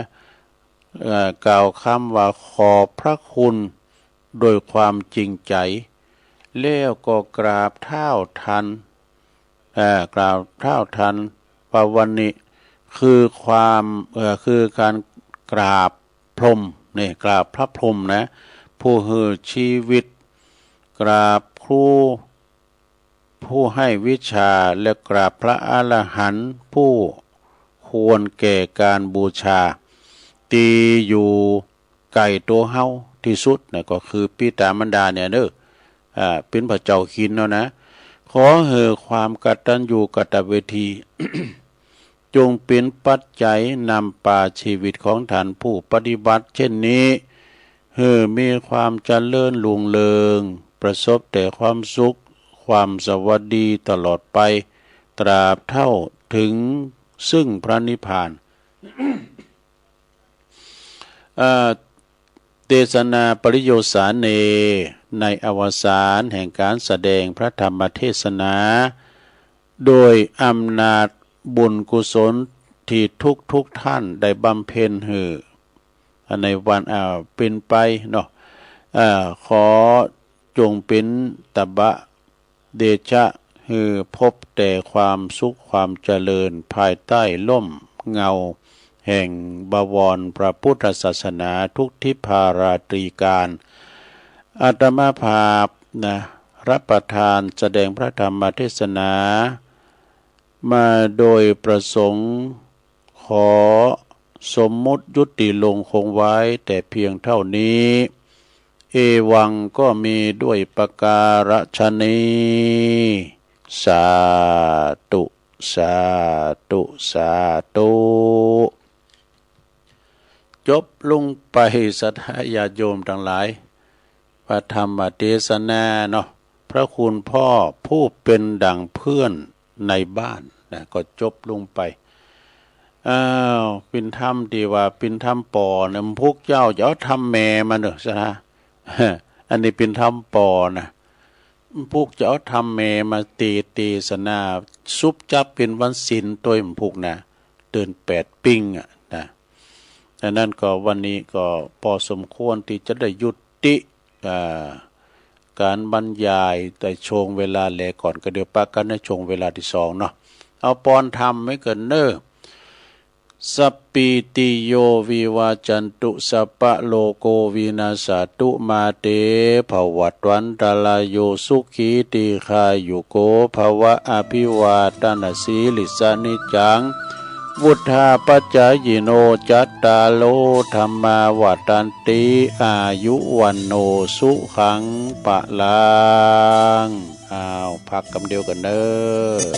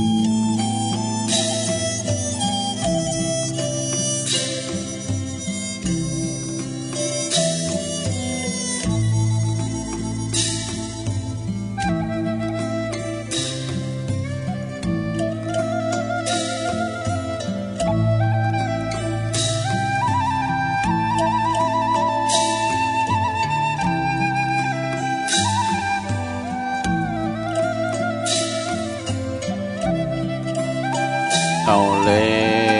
วศรัทธาสาธุชนญาติโยมต่างหลายเนาะตุลุงก็พักเบรกนะพักครึ่งนั่งมึนลำไปก็เจ็บหลังเจ็บแอวโยกใหญ่ไข่ตีเตียวไปเตียวมายืดเส้นยืดสายเนาะแล้วก็จิบน้ำลงคอมานั่งอู่กันต่อในชั่วโมงที่สองเนอะขณะนี้ตานต่างหลายก็กำลังฟังรายการสเปเฮละปากินากะขอนลุงไก่แจ้งรายการเสียงธรรมแสงทองดำเนินรายการโดยตู้ลุงยองมานั่งอู่นั่งจ้ากับปอออกสถาเนอะขณะนี้ก็ปีนเวลาอยู่ตี4:08 4:08แล้วโวยนอสถาญาติโยมทั้งหลายเวลาก็โวยผ่านไปโวยวันนี้ก็เป็นวันโกนนะวันพุกนี่ก็เป็นวันพระเดิน8ปิ้งเนาะศรัทธาก็ไปวัดไปว่ากันเนอะเหมือนกับวันนั้นนี่เราไปลมบุญงานเปิดสถานีปินต่างการที่วัดบรรพตสถิตเนี่ยลำปางโอ้คุณหนักคุณลายเนอะบรรยากาศก็ปิ้นใจด้วยเนี่ยมันบ่ฮ้อนมันห่มคุณก่อนนักก่อนหลายครูบาสังฆเจ้าก็มาหนักโดยก็ต้องขออนุโมทนาเด้อที่เฮาได้ไปกินเป็ดตาลกันเนาะไปพบปะกันมากันหมักโป่งลงหลายหลากหลายตีนะศรัทธาญาติโยมวันนี้วันที่30ก็เช็คเช่นเดียวกันเนาะเปิ้นว่าครูบาเจ้าศรีวิจัยเนี่ยเปิ้นแปลงหนทางขึ้นบุญดอยสุเทพเนี่ยเปิ้นเปิดทางวันนี้เด้อเปิ้นเปิดทาง30 เมษายนนี่น่ะโอ้ตั้งแต่เปิ้นเปิดปี2478มาถึง2569เป็นเวลาอยู่91ปีอ่ะดูผ่านมาแล้วระยะทางนี่11 กิโลปลายกันเนาะเดินครับ22 วันวะนะอันนี้ฟังปีนานวุฒิชาติคำปันเปิ้นเล่าให้ฟังฉะนั้นก็วันนี้เนอะเปิ้นก็จะมีกิจกรรมทำบุญตักบาตรการตีลานนั้นอนุสาวรีย์ของครูบาเจ้าศรีวิจัยนะ6 โมงเปิ้นก็จะตักบาตรกันเนาะถ้ามีเวลาพอจะเอาข้าวหำครูบามาเล่าทำกรรมเนาะวันนี้เป็นวันเปิดหนทางขึ้นดอยสุเทพเนอะโดยไม่ใช้งบประมาณของรัฐบาลตั้งครูบาตั้งงานศรัทธาญาติโยมก็มากันเอาขอบกกำจักมาบุกเบิกกันเนี่ยปุตโตมาเป็นร้อยเป็นพันศรัทธาเนาะเอาละตอนนี้ไปนี่ศรัทธาญาติโยมตัวลุงก็จะได้เอาคติธรรมมาเล่าสู่จูกันฟังคติธรรมสวเนอะห้ามดื้อเนี่ยเพราะว่าห้ามลึก มันมีอยู่หนักอยู่นะเก่าคอก็นะคติธรรมของสวเนี่ยมันเป็นเชื่อใดก็ลองฟังก่อนนะศรัทธาญาติโยมห้ามดื้อห้ามลึกนี่นะถ้าเจอคนเฒ่าเฮาก็ลึกเหมือนกันนะแต่นี่เพิ่นมีเก่าคอดังต่อไปนี่ลองฟังก่อนได้ลงเด้อแล้วจะเตดธรรมมหาวินบากด้วยนะมีรายชื่อนิดหน่อยเนาะก็เดี๋ยวก็เรามาอ่านรายชื่อ9 ข้อห้ามเด็ดขาดสำหรับผู้สูงวัยหรือว่าสวรวมทั้งไม่สูงวัยก็ได้ เนาะมีอย่างลำเหลือข้อที่1แปลว่าห้ามปีนตีสูงห้ามขึ้นต้นไม้ว่าอันเตาะเนาะซะท่าห้ามปีนขึ้นต้นไม้เวลาเฮาอยู่คนเดียวนะห้ามปีนที่สูงก็เพื่อขึ้นที่สูงเวลาเฮาอยู่คนเดียวเวลาเฮาปิ้นอย่างไปละไผจะมาผอมากอยหรือบ่มีไผอยู่ด้วยเฮาที่บ้านเนี่ยตกมาบุบไผมหุ่มหันเนาะเฮาจะห้องหาไผอีหลูเนาะข้อที่2ก็ห้ามเหมือนกันเด้อข้อที่2เพิ่นห้ามหยังห้ามลงไปลิ่นน้ำหรือว่าว่ายน้ำในสระน้ำเพียงลำพังเนี่ยน้ำสมมาเดชรามันเปียงหัวเข่าทำเฮาตายได้นะยืดตายโตนะก็เวลาเฮาเป็นลุ่มกายน่ะเป็นลุ่มเป็นแรงน่ะเอาหูดังไปจุ่มน้ำมันก็ตายนี่ช่วยเหลือตัวเองบ่ได้นะห้ามลงไปลิ่นน้ำว่ายน้ำที่สระน้ำโดยลำพังแม่เจ้าว่ายน้ำเป็นอัน และก็เก่งก็ตามเด้อเนี่ยเปิ้นเดืองว่าเนาะปลาหมอตายเพราะปาก เก่งอันใดชำเดือก็ตายก็อันนั้นก็มีนะเปิ้นเตือนในสถานญาโยมมันแน่นะคุณเก่งดึกน้ำก้าเนี่ยก็ไปตายก้ามน้ำก็มีเก่งไฟฟ้าเนี่ยจะไปประมาทเด้อนะคุณก่อนนี่เป็นเก่งไฟฟ้าสร้างไฟแล้วไปแปลงให้กูบ้านกูจองมีหันวันหนึ่งก็ไปได้น้ำสูบน้ำกะน้ำมาเยิ้มขืนมันคุดลงไปทำดูคุดลงไปแล้วนะได้มาอยู่ลุมบนเริ่มลืมปดขัดเอาไว้กะลงไปก่อนไฟช็อตไปให้เนี่ยนี่ประมาทเนอะซะได้เนอะข้อที่3เนาะในจำนวนเก่าข้อห้ามล็อกประตูห้องน้ำนี่ทุลุงดื่มล็อกชัตเตอร์กดตู้ชัตเตอร์ก็ปิดเลยนะ เราอยู่คนเดียวนะไปมาหาเราห้ามไปปิดล็อกประตูห้องน้ำนี่เวลาเข้าห้องน้ำตีบ้านเกิดหากว่าเกิดขึ้นเรื่องอย่างก็ช่วยได้ทันนะเวลาเขาไปตาวก็เนาะในห้องน้ำได้นะคุณเฮาได้ไปตาวห้องน้ำนี่ไม่หลายทันเนอะสถานเนอะไปตาวไปลุ่มห้องน้ำนี่นะ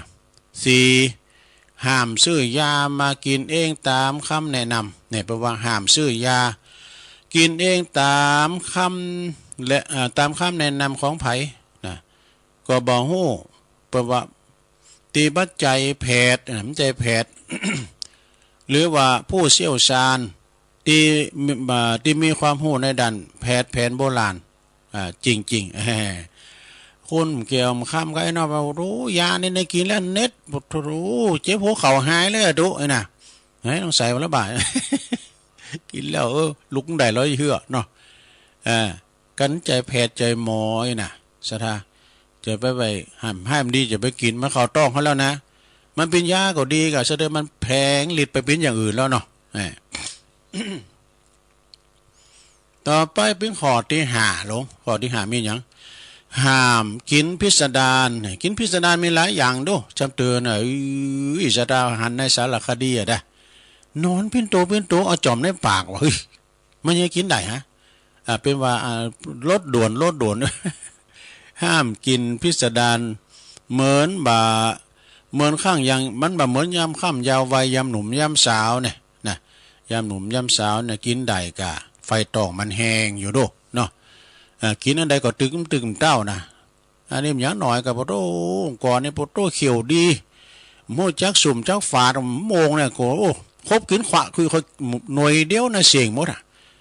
นี่ยโมงงากับโมงแก้วกันนี่นะโมงเมืองดุมก่อนนะโมง3 ปีก็อย่างแล้วเดี๋ยวนี้ขีบเดียวก็ถึงกินเสียงมันเค็ดเขียวลงเลยเนาะห้ามกินพิสดารเหมือนย่ามหาหนุ่มวัยหนุ่มสาว เพียงเพราะมีคนยุยงนี่ว่าดีอย่างนั้นว่าดีอย่างนี้เช่นเนื้อป่าปักเป้าในบุรบัดใดกำแล้วและเนี่ยคุณตายก็มันจะหลายในปลาปักเป้านี่นะเหล่าดองพิสดารก็อุ่งติ้นมีก็ไอ้น่ะดีงูก็ดีช่างดีงูก็ไอ้น่ะจูจ้างก็ไอ้วะปนวานะเพราะไปกินให้ได้ไปกินพิสดารเนอะกันมกลาบคุ้มนี่ก็ดีกะ ข้อที่6นะลงเนอะข้อที่6ปนว่าห้ามซ่อมเครื่องใช้ไฟฟ้าไปดีโหสาธาเครื่องใช้ไฟฟ้าวิทยุมันลูกก็เอาอันนั้นมาจีอันนี้มาจีนะควันมาน้ำใดนะสาธาปิดเด้อควันนั้นควันโฮแรงเนี่ยนะมันปิ้นตะโกนะมันเข้าในร่างกายเฮานะสาธาเนาะคุณหนุ่มผู้การไปปิ้นสังเฮาเฒ่ามาได้กะห้ามซ่อมเครื่องใช้ไฟฟ้าเวลาบ่มีไผที่อยู่ที่บ้านตัวแม่จะมีความรู้เรื่องไฟฟ้าก็ตามเด้อนะแหมว่าตุลุงไปสูดมนต์มาแล้วเนาะพอแต่ถึง7 โมงกะ1 ทุ่มเนาะสูดตั้งแต่6 โมงจนถึง1 ทุ่มเนาะที่วัดนี่นะวัดพระธาตุดอยน้อยเกิดใจได้ว่า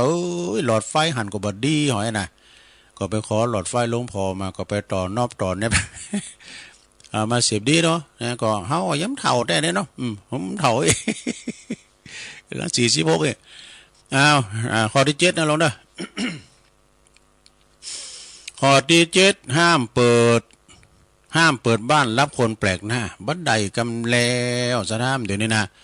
โจรแต่ก่อนนี่มีหนวดมีเข่าดูไอ้หนวดเข่าแดงไอ้นะเดี๋ยวโจรเดี๋ยวนี้มาแนะนำรถเบนซ์ใส่สูทใส่นิกไทอย่างดีนะคุณแปลกหน้าเนี่ยปะบัดใดกำแล้วมันมาในรูปคุณที่มีอันจะกินนะนางรถเบนซ์มาเฮสดาเนาะเขาก็บอกโอ้ยปอเล้งลำไยมาเว้ยเนาะขึ้นมาพี่ปอเล้งขึ้นมาหาที่ไหนได้ปุถโธผมได้ยาดีมาแน่ลองสูดดมเลยแม่ลองสูดดมเนี่ยสูดดมแบบไปมียกเอา ห้ามเปิดร้านรับคนแปลกหน้าเวลาไม่มีใครอยู่บ้านด้วยเนี่ยเพียงเพราะขออ่างต่างๆนาของคุณแปลกหน้าผมมาจากอำเภอนะผมมาจากราชการนะจะมาขอดูไฟฟ้านะขอดูเช็คดูอันนั้นนี่นะเพราะว่าผมได้รับรายงานมาเนี่ยบ้านของแม่เนี่ยมันไฟมันค่าน้ำค่าไฟมันแพง ข้อที่8 ข้อที่8ลงฟังเด้อเหลือทั้ง2ข้อที่8ห้ามเดินทางไปที่เปลี่ยวนะหรือว่าธุรกันดารที่ธุรกันดารโดยลำพังนี่สถานเนอะไปที่ไหนที่มันธุรกันดารเนี่ยที่มันต่างคลุกคลักกำสังการเนี่ยเนาะข้อที่9สุดท้ายไปเลยมี9ข้อห้ามข้อที่9นี่ห้ามเข้าไก่สัตว์ไล่อันตรายหรือว่าสัตว์ที่มีพิษต่างๆเด้อลงเด้อแม่จะใบบะโกก็ตามบะโกมันก็ตามนะถ้าอยู่ตามลำพังห้ามไปยุ่งกับมันเด็ดขาดนี่สถานะคือโทษแจ้งคนในครอบครัวหรือว่าหน่วยงานที่มีความชำนาญเพราะโดยเฉพาะคือมาจัดการกับมันดีกว่านี่สถาหันงูเนาะโอ้งูมันเข้าไปคอกหมูนะมันไปกินไก่ใกล้ไปไก่มันเจอสัตว์มีพิษนะเขาก็ต้องแจ้งลูกแจ้งล้านแจ้งผู้ที่มาเกี่ยวข้องไปโซนสัตว์เนาะนี่คือข้อที่ห้ามเด็ดขาดเด้อเมื่อเฮาเป็นผู้ที่สูงวัยสวแล้วอย่าดื้อนะครับนี่ขอบคุณโยมยุพินหอมมาลาพี่น้อยเด้ออยู่ปูนกลางเวียงเชียงใหม่บ้านแม่โยกสูงเขาประโกดเด้อเขาทามันกันเด้อสถานเด้อนะจะดื้อนะครับจะไปโหดื้อจะไปฟื้นตัวเก่านะสดาอย่าโยมหันว่าเฮาบ่ตัวชำนาญนะเรื่องไฟฟ้าไม่มีสังก็จำเตอก็อย่างนี้อย่างที่เขาคาดไม่ถึงคิดไม่ถึงว่ามันจะเป็นอย่างนี้นะศรัทธาญาติโยมทั้งหลายขอบคุณเด้อที่เป็นสูงมาเนาะวันนี้ก็ตุลุงก็มีธรรมมาเทศนาอยู่เหมือนกันนะมีนำธรรมคำสอนก็เดียวก่อนเด้อเอานี่มาว่าทำคำหนึ่งเกินพุทธิธรรมคนเดิมเมตตาบารมีธรรมหลวงปอวัดแม่ตื่นรองเจ้าคณะอำเภอคนโบราณท่านมีคติดีเนี่ยเวลาไปไหนมาไหนต้อง1นิ่งได้2ทนได้3รอได้4ช้าได้5ดีได้5อย่างนี้นะ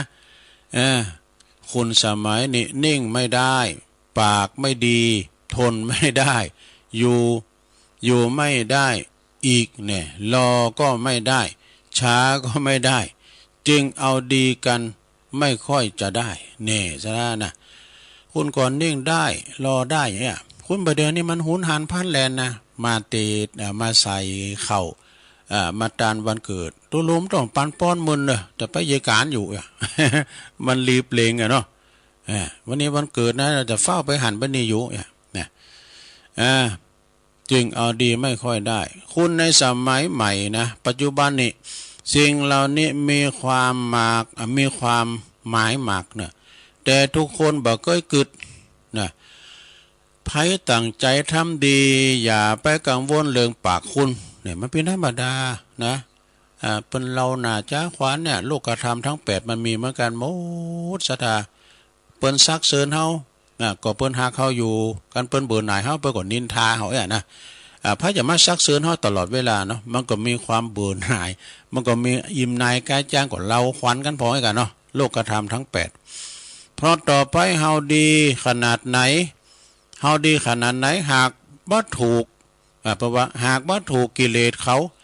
ก็ว่าเขาก็บ่ชอบบ่เข้าใจนี่ก็นินทาเฮาก็ตำหนิติเตียนดังนั้นดีและชั่วบ่ได้อยู่ด้วยเพราะว่าดีและชั่วบ่ได้อยู่ที่เขาว่าเฮาแต่อยู่ที่เฮาเองนี่นะจะดีจะชั่วอยู่ที่ตัวเฮาเองจะดีจะชั่วจะสูงจะต่ำนะเพิ่นว่าเนี่ยก็มีหันบทนึงนะดีหรือชั่วอยู่ที่ต่ำนะลืมมาละนี่ก็ เป็นว่าบัดได้อยู่ที่เขามันอยู่ที่ตัวเฮาเองนะทั้งหมดเฮาฮู้เฮาเองเฮาเองก็เพียงพอแล้วเนี่ยเฮาคนเดียวเองก็พอแล้วนี่นะคติธรรมของ พระสุทธิพงศ์อภิวันโนอภิปุญโญนะถวายเป็นธรรมทานอันนี้นะขอบคุณในเมตตาบารมีธรรมหลวงพ่อท่านพระครูพุทธิธรรมสุนทรรองเจ้าคณะอำเภอลี วัดแม่ตื่นส่งเข้าประกวดนะเอาต่อไปอย่าให้ดูมีอยู่นิทานก็เล็บไว้ตุลุงก็คุ้นคว้ามันนั่งเนี่ยต้องมาติดหนึ่งเล็บยังไปพองอันนี้นะอันที่แล้วไปนี่ก็คือว่าปิ้นอยู่ในอินเทอร์เน็ตอยู่ในมือถือปิดไว้ละนะปิดโทรศัพท์ไว้ก่อนแล้วก็จะเอาอันนี้มาว่ากันอย่าดูทำแต่ว่าทำมาติดกันเนอะสถานเนาะอันนี้ทำฉบับใหม่นะสถานเนาะทำฉบับใหม่ก็ลองฟังฟังไปรับไปก็ได้เป็นท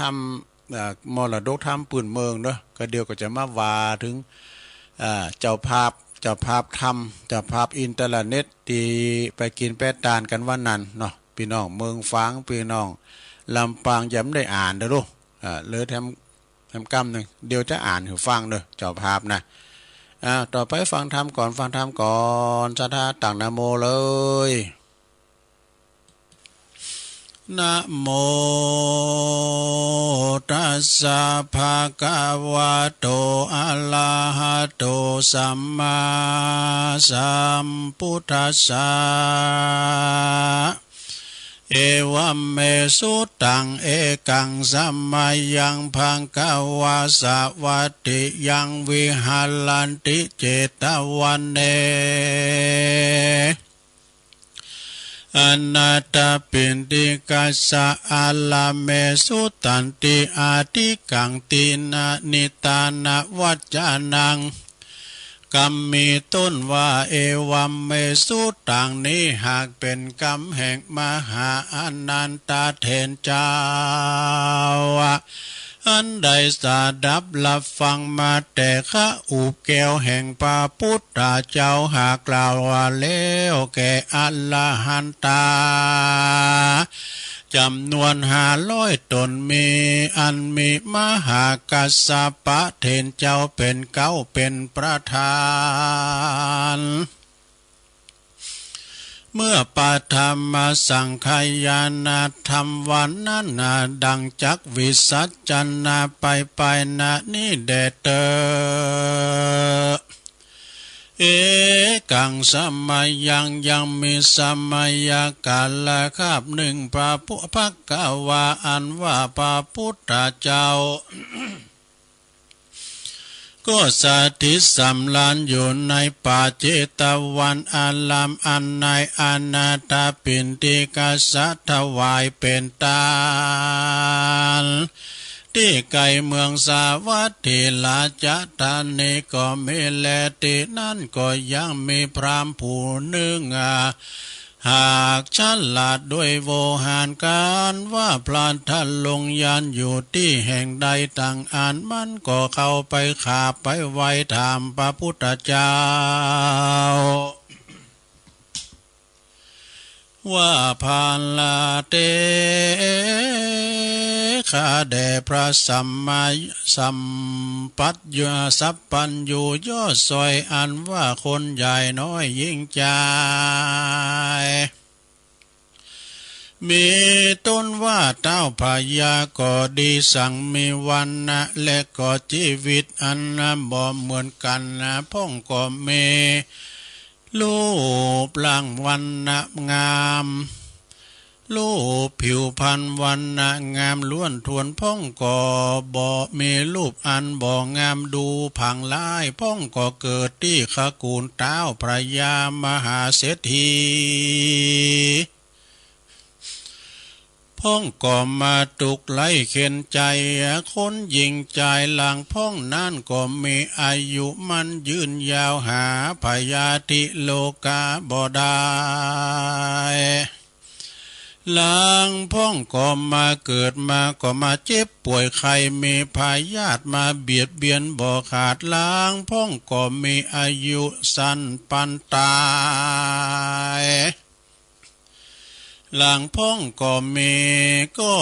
มาลิลอมเข้าของเงินคำไว้มากนักจักกินใจก็จะจักบ่กินบ่ใจเตตานก็กลัวมันเสียงเต้าว่าทานเนไว้นานแลล้างพ่องก็เมพยาปัญญาชาเหลียวชาลาจุอันอาละล้างพ่องก็เมก็มาปึกตันตุนจะหาพยาปัญญาบอดได้ล้างพ่องก็เป็นคนหัวหนวกตาบอดบางพองอันว่าคนตั้งหลายฝูงนี้จักมีกรรมวิบากสั่งจะขอพระพุทธเจ้าได้คุณนาภายโพธิสันนาธรรมแก่ผู้ขาดตั้งหลายได้ฟังแด่เตอตีนั้นพระพุทธเจ้าก็กล่าวยังก็กล่าวแก่ยังปัญหาก็กล่าวว่าดูลาต้านพรามปุกกันละยิงใจฝูงใดก็ดีได้เกิดมามีรูปโสมนมพันวันนะอันดีอันงามดังอาละ ก็ย้อนว่าชาติก่อนนั้นนาได้ตานรักษาศีลฟังธรรมบ่ขาดกันว่าได้เกิดมาชาตินี้จึงมีรูปงามนะเป็นที่โหมรักแก่คนตั้งหลายก็เพื่ออันแลดูลาต้านพรามปุกกันละผู้ใดได้เกิดมามีรูปอันบ่องดีบ่องงามดูผางลายดังอันก็ย้อนว่าชาติก่อนเก่านั้นมันบ่ได้ตานรักษาศีลและก็ฟังธรรมนะสักเตื้อป้อยกะทำยังกำเอาไม่ต้านผู้อื่นได้ทุกได้ตุกได้ยากลำบาก กันว่ามันเกิดมาชาตินี้จึงมีรูปอันบ่งามดูผังลายก็เพื่ออันแลปุกกันละยิ่งใจฝูงใดก็ดีได้เกิดมาในที่ขกูลผู้มีศีลมีธรรมและก็เกิดมาในขกูลเต้าพญามหาเศรษฐีนานะก็ย้อนว่าชาติก่อนเก่าปางหลังก็บ่มันได้มีจิตใจยินดีซึ่งกุศลกรรมอันมีต้นว่าได้ตานรักษาศีลบ่ขาดได้เกิดมาชาตินี้จึงได้อยู่สดสดีก็เพื่ออันแลปุกกันละยิ่งใจฝูงได้เกิดมาตุกได้ยากหาเขาของเงินคำก็บ่ได้ดังอ่านละ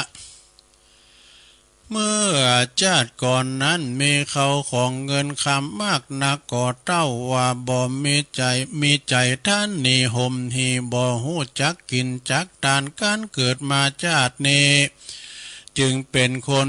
ยากไร้เขียนใจก็เพื่ออ่านแลดูลาต้านพรามปุกกันละยิงใจฝูงใดเกิดมามีอายุมันยืนยาวหา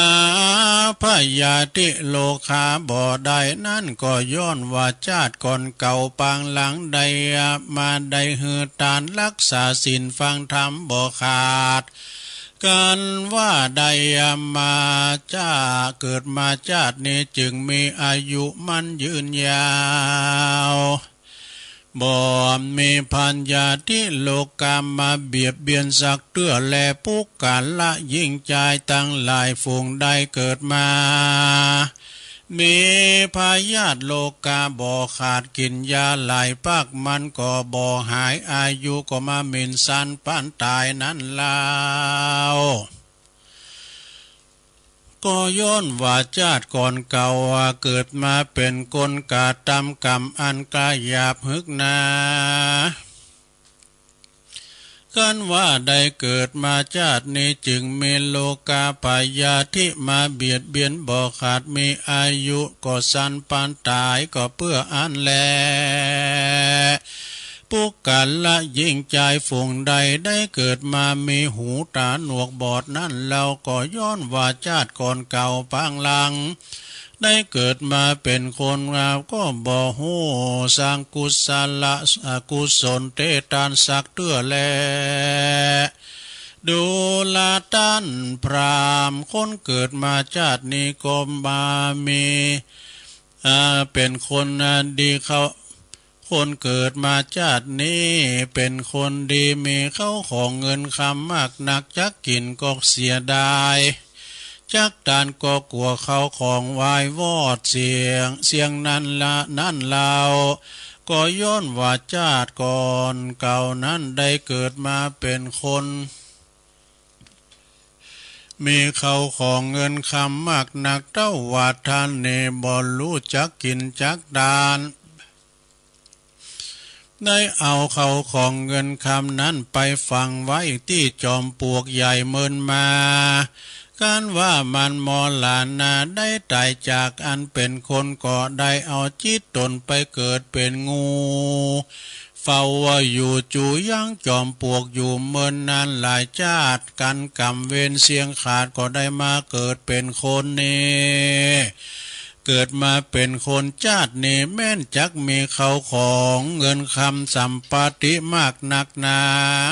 ก็บ่อาจจักกินจักบริโภคใดจะแลปุกกันละยิงใจฝูงใดได้เกิดมามีพยาปัญญาจะเหลียวฉลาดดังอันก็ย้อนว่าชาติก่อนเก่าได้สร้างยังกุศลบุญมากนักมีตนว่าหือตานรักษาศีลแล้วก็ฟังธรรมบ่ขาดกันว่าได้เกิดมาชาตินี้จึงมีพยาปัญญาเลี่ยมแซวมากนักแลปุกกาละผู้ใดเกิดมาเป็นคนป้อยหาพยาปัญญาบ่ใดก็ย้อนว่าชาติก่อนเก่าได้ลาสาป้ามาดบ่ได้รักษาศีลฟังธรรมได้เกิดมาชาตินี้จึงหาพยาปัญญาบ่ใดก็เพื่ออันแลปุกกันละยิงใจฝูงใดมีใจหยาบจักมักงากาตำบาปกรรมบาปกาสิ่งเดียวการว่าได้ตายจากเมืองคนก็ย่อมเอาตนไปสู่ยังที่อยู่อาบายทั้งสี่ก็มีนรกเป็นตนแลดูลาตันพรามปุกกันละยิงใจฝูงใดมีใจใสชื่นจอยชื่นชอบประกอบแต่ตั้งดีมีหือตานรักษาศีลฟังธรรมเว้นจากกรรมตั้งหาการว่าตายจากตายพรากนาจากเมืองคนย่อมเอาตนไปเกิดในฟ้าในห้องฟ้าเลิศเมืองสวรรค์ก็มีแลพระกาวาอันว่าพระพุทธเจ้ากันว่าได้สำแดงพระธรรมเทศนาดวงพระเสด็จนี้แล้วพรามก็มีใจผ่องแผ้วชื่นชมยินดีก็นบกราบไหว้ยังพระพุทธเจ้าโดยที่ติดที่เต้าหาแห่งก็อำลาขึ้นสู่ยังที่อยู่แห่งตนก็มีวันนั้นแลพระพุทธเจ้าก็กล่าวว่าภิกขเวดุลาภิกขุต่างหลายปุกกัลละยิงใจภูมิพยาจักพาธนาเอายังสุขสามประการ มีนิพพานเป็นที่แล้วดังอ่านกวนกาตำบุญแต่แลบุญนั้นน่ะเป็นที่เปิ้งแก่คนและเทวดาทั้งหลายบ่มีที่สงสัยแต่แลอันหนึ่งปุกกันละผู้ใดได้มีใจใสศรัทธาในปู่จะเอาธรรมดวงพระเสริฐอันนี้เป็นทานก็ดีจักอุทิศแผ่กุศลบุญไปหาอย่างจิตตะดวงวิญญาณของพ่อของแม่และญาติกาทั้งหลายอันตายไปสู่ปาลโลกไปนาก็จักมีภาลาอานิสงส์มากนักและเทศนาวาสาเนในเมื่อเลี้ยวธรรมเทศนา ส่วนอันว่าปัณณสัตว์ต่างหลายมีภิกขุภิกขุณีอุปาสกะอุปาสิกาก็ได้ถึงอย่างธรรมวิเศษมีพระเพศว่าโสตาปฏิภาลาตามบุญสมปานแห่งตนอันใดก็ตาที่การมาแต่ก่อนก็มีวันนั้นแลมหาวิปัจจตกังนิติตังขียาอันเก่ายังทำมหาวิบากก็บังคมโสมเลสดิดแล้วเท่านี้ก่อนแลสาธุสาธุสาธุจบไปสัทธาญาติโยมทั้งหลายทำมหาวิบากฉบับใหม่เนอะนี่มันจะฉบับเก่าเทศนาให้สัทธาได้ฟังกันไปมันมีรายชื่อหน่อยเนาะสัทธาญาติโยมเนาะวันนั้นก็ได้ไปช่วยงานที่วัดบ้านเวียงหนองล่องอำเภอเวียงหนองล่องที่วัดนั้นก็มีท่านพระครูจิรบุญญาโชติเจ้าอาวาสเนอะไปกูปี24 เนาะที่ผ่านมาก็ขอบคุณเนอะดังปกกำนันสาธิตศรีคุณะกำนันใหญ่เฮาถวายการต้อนรับเป็นอย่างดีแล้วก็ผู้ช่วยขุดก็ดีผู้ช่วยแดงผู้ช่วยทวีเขาท่านประธานชานนท์ประธานสภาก็ดีปอาจารย์ปนันพันธ์ก็นี่แล้วก็ขอบคุณอาจารย์สว่างกันทมูลจากร้านเวียงทองพาณิชย์เนี่ยป้อมกับปอบ้านแม่บ้านตั้งหลายตัวเนอก็งานก็ผ่านพ้นไปโดยดีนะที่วัดบ้านเวียงหนองล่องก็อันนี้ก็มีแม่อุไรเปี่ยมสาครบ้านวังสะแกงบนมาปะกันที่วัดบ้านเวียงหนองล่องรวมทำบุญแม่ก็รวมทำบุญกับตัวเนยนะจำนวน100 บาทยินดีเนอะวันนั้นก็มีการสืบชะตาหลวงด้วยนะโดยเมตตาบารมีธรรมหลวงปู่เนาะพระครูโสพลจันทคุณครูบาเจ้าภัยจิตนะวัดป่ายางหลวงปู่อายุ14มาแล้วกันเนาะโตศีลจำดีนะแข็งแรงเป็นกันในการสวดมนต์ตัวเนาะแล้วก็มีปอบุญมาแม่ขันทองวังเวียงพร้อมลูกหลานรวมทำบุญถวายทานไหว้พายผักหนาปันเวียงน้องหลองนะเปิ้นมา2 ซองแล้วก็เอามอบเงินท่านมหาแล้วเด้อมอบท่านมหาซองนั่นล่ะเด้อไปปะกันวันวัดบรรพตสถิตนะแม่คำปันอุ่นจันนำบันเวงแถม1 ซองเนาะแล้วก็โยมกัญญาจารย์ณบ้านทุ่งเซี่ยวตัวเด้อแถม1 ซองแม่เดินเพนในเปิ้นเขียนแต่จำได้อยู่แม่เดินเพนทิมหว่างเนาะแม่นั่นแหละแม่แก้วดาอีกะอุดเลิศอันนี้เปิ้นอยู่ปุ่นนะบ้านศรีดอนชัยตำบลต้นธงชัยอำเภอเมืองลำปางพุ่นเด้อปากันที่วัดบรรพตสถิตวันสุมากาลวะแม่คำสมศรีบ้านท่าโทกนะมงคลชัยหมู่9ตำบลทุ่งฝายอำเภอเมืองจังหวัดลำปางเด้อ1 ซองนะอันนี้ปอบุญธรรมแม่รัตนาสังคำฟั่นโป่งหนองอันนี้ต้องมะเร็งบนนะเมื่อคำพวกนี้เนี่ยได้หูแม่เทียมจันทร์ก็เนี่ยนะเทียมจันทร์คนเที่ยงเขาเนี่ยอันนี้เป็นอยู่เวียงป่าเป่าแม่สุนาใจยาคำบันสีหมดเกล้านะจำ1 ซองแม่สมพรทิตยานุรักษ์อันนี้ก็รวมทำบุญบ้านใหม่เหล่ายาวหมู่8ตำบลวิเชียน วิเชษฐ์คอนนี่ก็จังหวัดลำปางเด้อแล้วก็มีโยมคุณดนุภาพรอ่ำพูนจากอำเภอเมืองจังหวัดน่าน12แล้วก็มีแม่โยมกองมีบ้า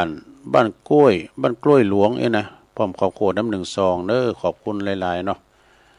ที่ลมกินลมตานกัน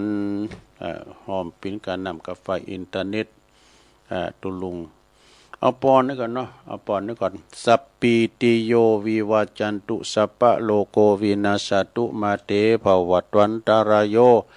สุขีติขายุโกภวะอภิวาตานาสีริสนิจังวุธาปัจจายโนจัตตาโลธรรมาวัฏันติ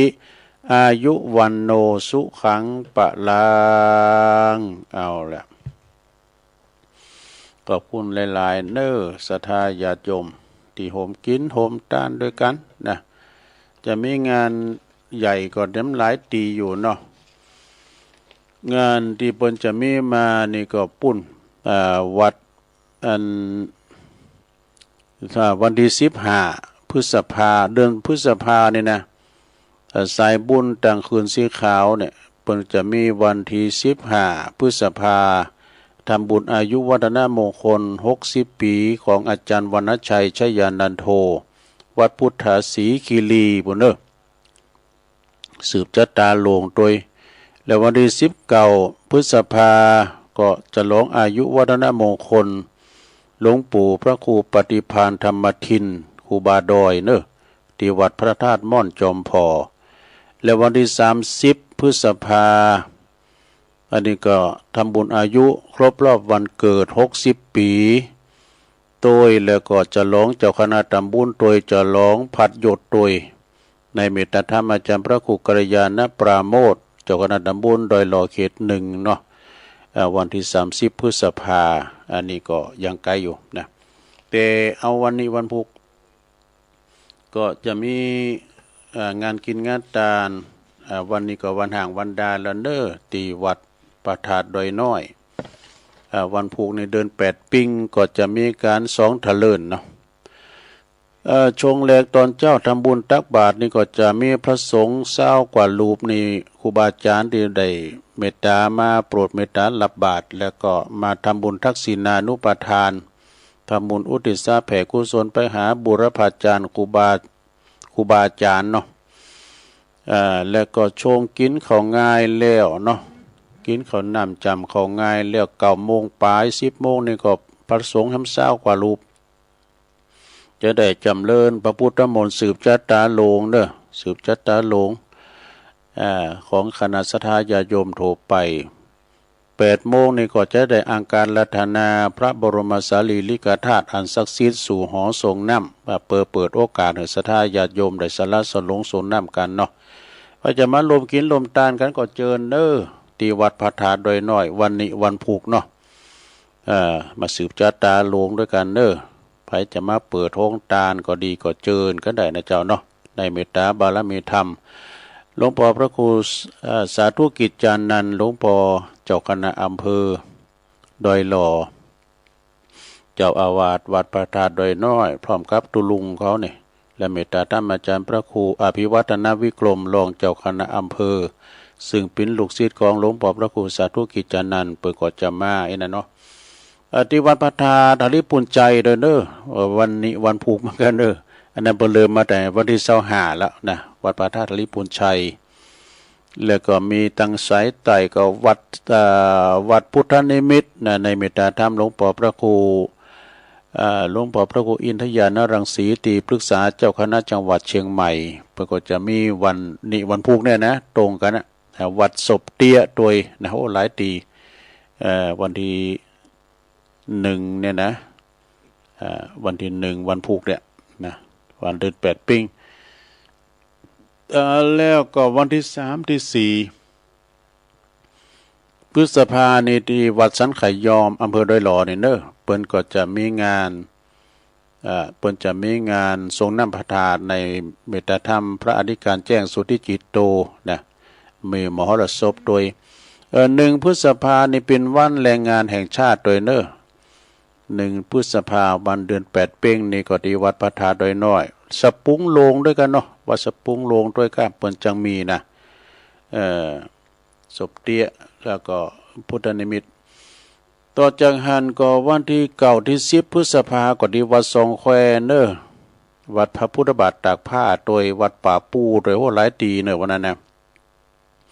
สองแควนี่ก็จะมีโซแล้วก็จะมีแข่งกองโลงเอกอะพระบาทตากผ้าก็เหมือนกันเนอป่าปูก็มีเหมือนกันแต่เปิ้นสลับกันนะเปิ้นจะแข่งกันพันเดียวนะต่อจากหันนี่ก็28 29พฤษภาก็ทรงนำพระธาตุแล้วก็รูปหล่อร้อยองค์ของครูบาดวงแก้วยานวิชโยวัดปากล่องตำบลนำดิบเนอในเมตตาธรรมอาจารย์พระครูธีรกิจจาที่คุณรองเจ้าคณะตำบลนำดิบเจ้าวัดปากล่องนะเพิ่นก็จะจัดงานขึ้นมาทรงนำพระธาตุอันนี้มีหลายอย่างเนอมีตึงย้อนยุคจากโอมิวสิกแล้วก็มวยมันจากแดงศรีวิชัยและจะมีซอของปหลวงประพันธ์แก้วเก๋ขอตัวยเนี่ยมีแห่ลูกนิมิตศิลป์ด้วยเนอะแห่แวนแห่เครื่องแห่นะที่วัดป่าบุกด้วยนะตรงกัน28 29เพิ่นแข่งกองหลวงด้วยแล้วก็ต่อจากหันก็31เนอะ31พฤษภาเป็นวันวิสาขบูชาแม่นเนาะ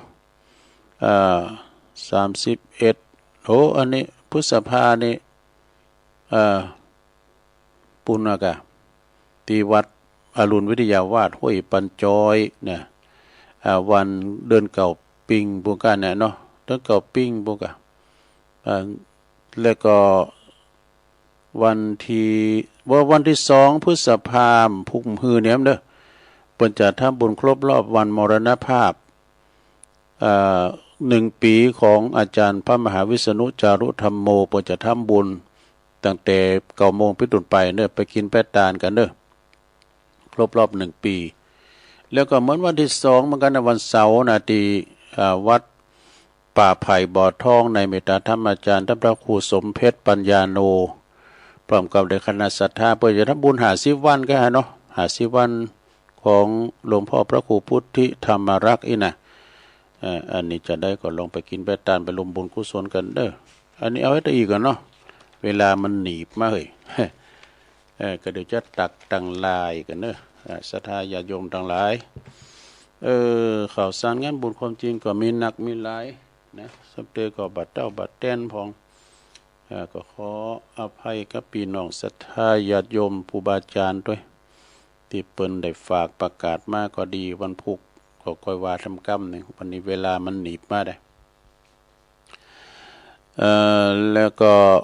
วันนี้ก็จะเป็นวันโกนเริ่มผู้ก็เดิน8ปิ้งในศรัทธาญาติโยมทั้งหลายก็มีศรัทธาที่เปิ้นตักมาก็มีโยมจากดอยน้อยพัฒนาหนองหานสันทรายแม่ทองคำพรหมบินจากแม่แตงโยมยุพินหอมมาลาปีน้อยจากหน้าสารกลางแม่โยกเนอบรรจงกันทวงศ์นำดิบเหนอแม่ครูเกษณีชัยเทพแล้วก็ยงยุทธมณีวันฟังจากลำปางกว่าเนื้อบ่อแห้วอุยสาวคุ้มตะวันจากเมืองวะเนอหรือว่าบ้านลงเหนือบุญส่งจากลำปางไวสานะครับแม่ลำปางก็มาประเด็นเอกวัดราชนะอันนี้ก็ในเมตตาธรรมอาจารย์พระมหาประสิทธธรรมาภินันโทวัดจังกำแม่ครูธัญญาทองอิ่มจากกศนแล้วก็มีโยมกนกพิชัยนาจากห้วยงูในฝางแล้วก็แม่สิรินทิปุลเลิศเนี่ยจากกรุงเทพนี่เปิ้นตักมาตั้งหลายที่มันโผล่ก็จะมีอยู่เนาะศรัทธาญาติโยมแล้วตอนนี้ไปก็จะเปลี่ยนบรรยากาศเด้อปันเวลาศรัทธาได้โทรกันเข้ามาที่เบอร์0899556506โอ้ตาสิงห์ตัวเด้อตาสิงห์จากกรุงเทพโดยเนี่ยท่านเมตตาธรรมอาจารย์ท่านพระอาจารย์อานนท์จากกทมตักมาทั้งหลาย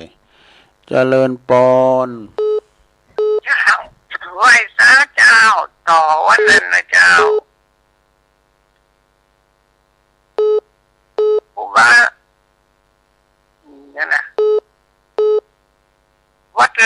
ของพุทธศาสนาคือวัดเวฬุวันสร้างโดยพระเจ้าพิมพิสารอาหารมื้อเล็กก่อนตรัสรู้ถวายเข้ามาถูกประญาติโดยนางสุสดาพระสงฆ์รูปสุดท้ายที่พระพุทธเจ้าทรงพโนถือคือพระสุภัททะอาหารมื้อสุดท้ายถวายโดยนายจุนทะอุบาสกคนสุดท้ายคือนายจุนทะถวายพระอาบน้ำฝนคนเล็กคือนางวิสาขาถวาย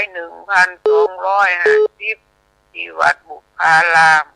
พระองค์ได้ตรัสบัญญัติไว้ว่าการก่อนเข้าพรรษา1 เดือนเจ้าทำพิธีมาฆบูชาครั้งแรกก็คือพระจอมเกล้าเจ้าอยู่หัวรัชกาลที่ 4ที่วัดพระศรีศาสดารามมีพระสงฆ์ทำพิธี30 รูปจุดเทียนอยู่ 1,250 เล่มพ.ศ. 2394ผ่านมา175 ปีแล้วเนาะเจ้ารู้ไว้ใส่ว่าใส่บาเบกหามนะเจ้าไว้สาเจ้าอ้าวสายต่อไป0899556506เจริญไปพรสาเจ้าตุลุงแม่พังอยู่เนอจากลำปางมาไหลน้อยแม่น้อยเจ้าลำปางเนาะเจ้าวันนั้นก็ไปวันโพธิ์เก่าคุณหลายได้ไปหาเจ้าได้ไปหาตุลุงตุลุงอยู่เหนือพุ่นเนาะที่อยู่คนมันนักนะตุลุงเนาะคนวันนั้นหลายหน่อย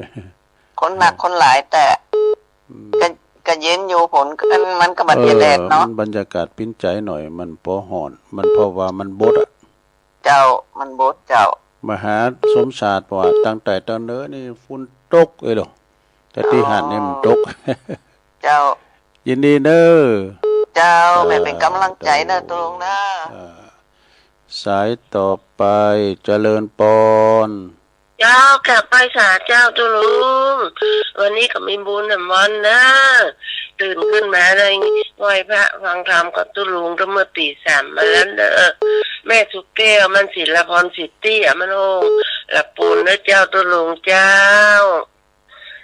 กลับไหว้ศาลนะเจ้าตุลุงสาธุนะเจ้าเด้อสายต่อไป0899556506วันนี้ก็ศรัทธาญาติโยม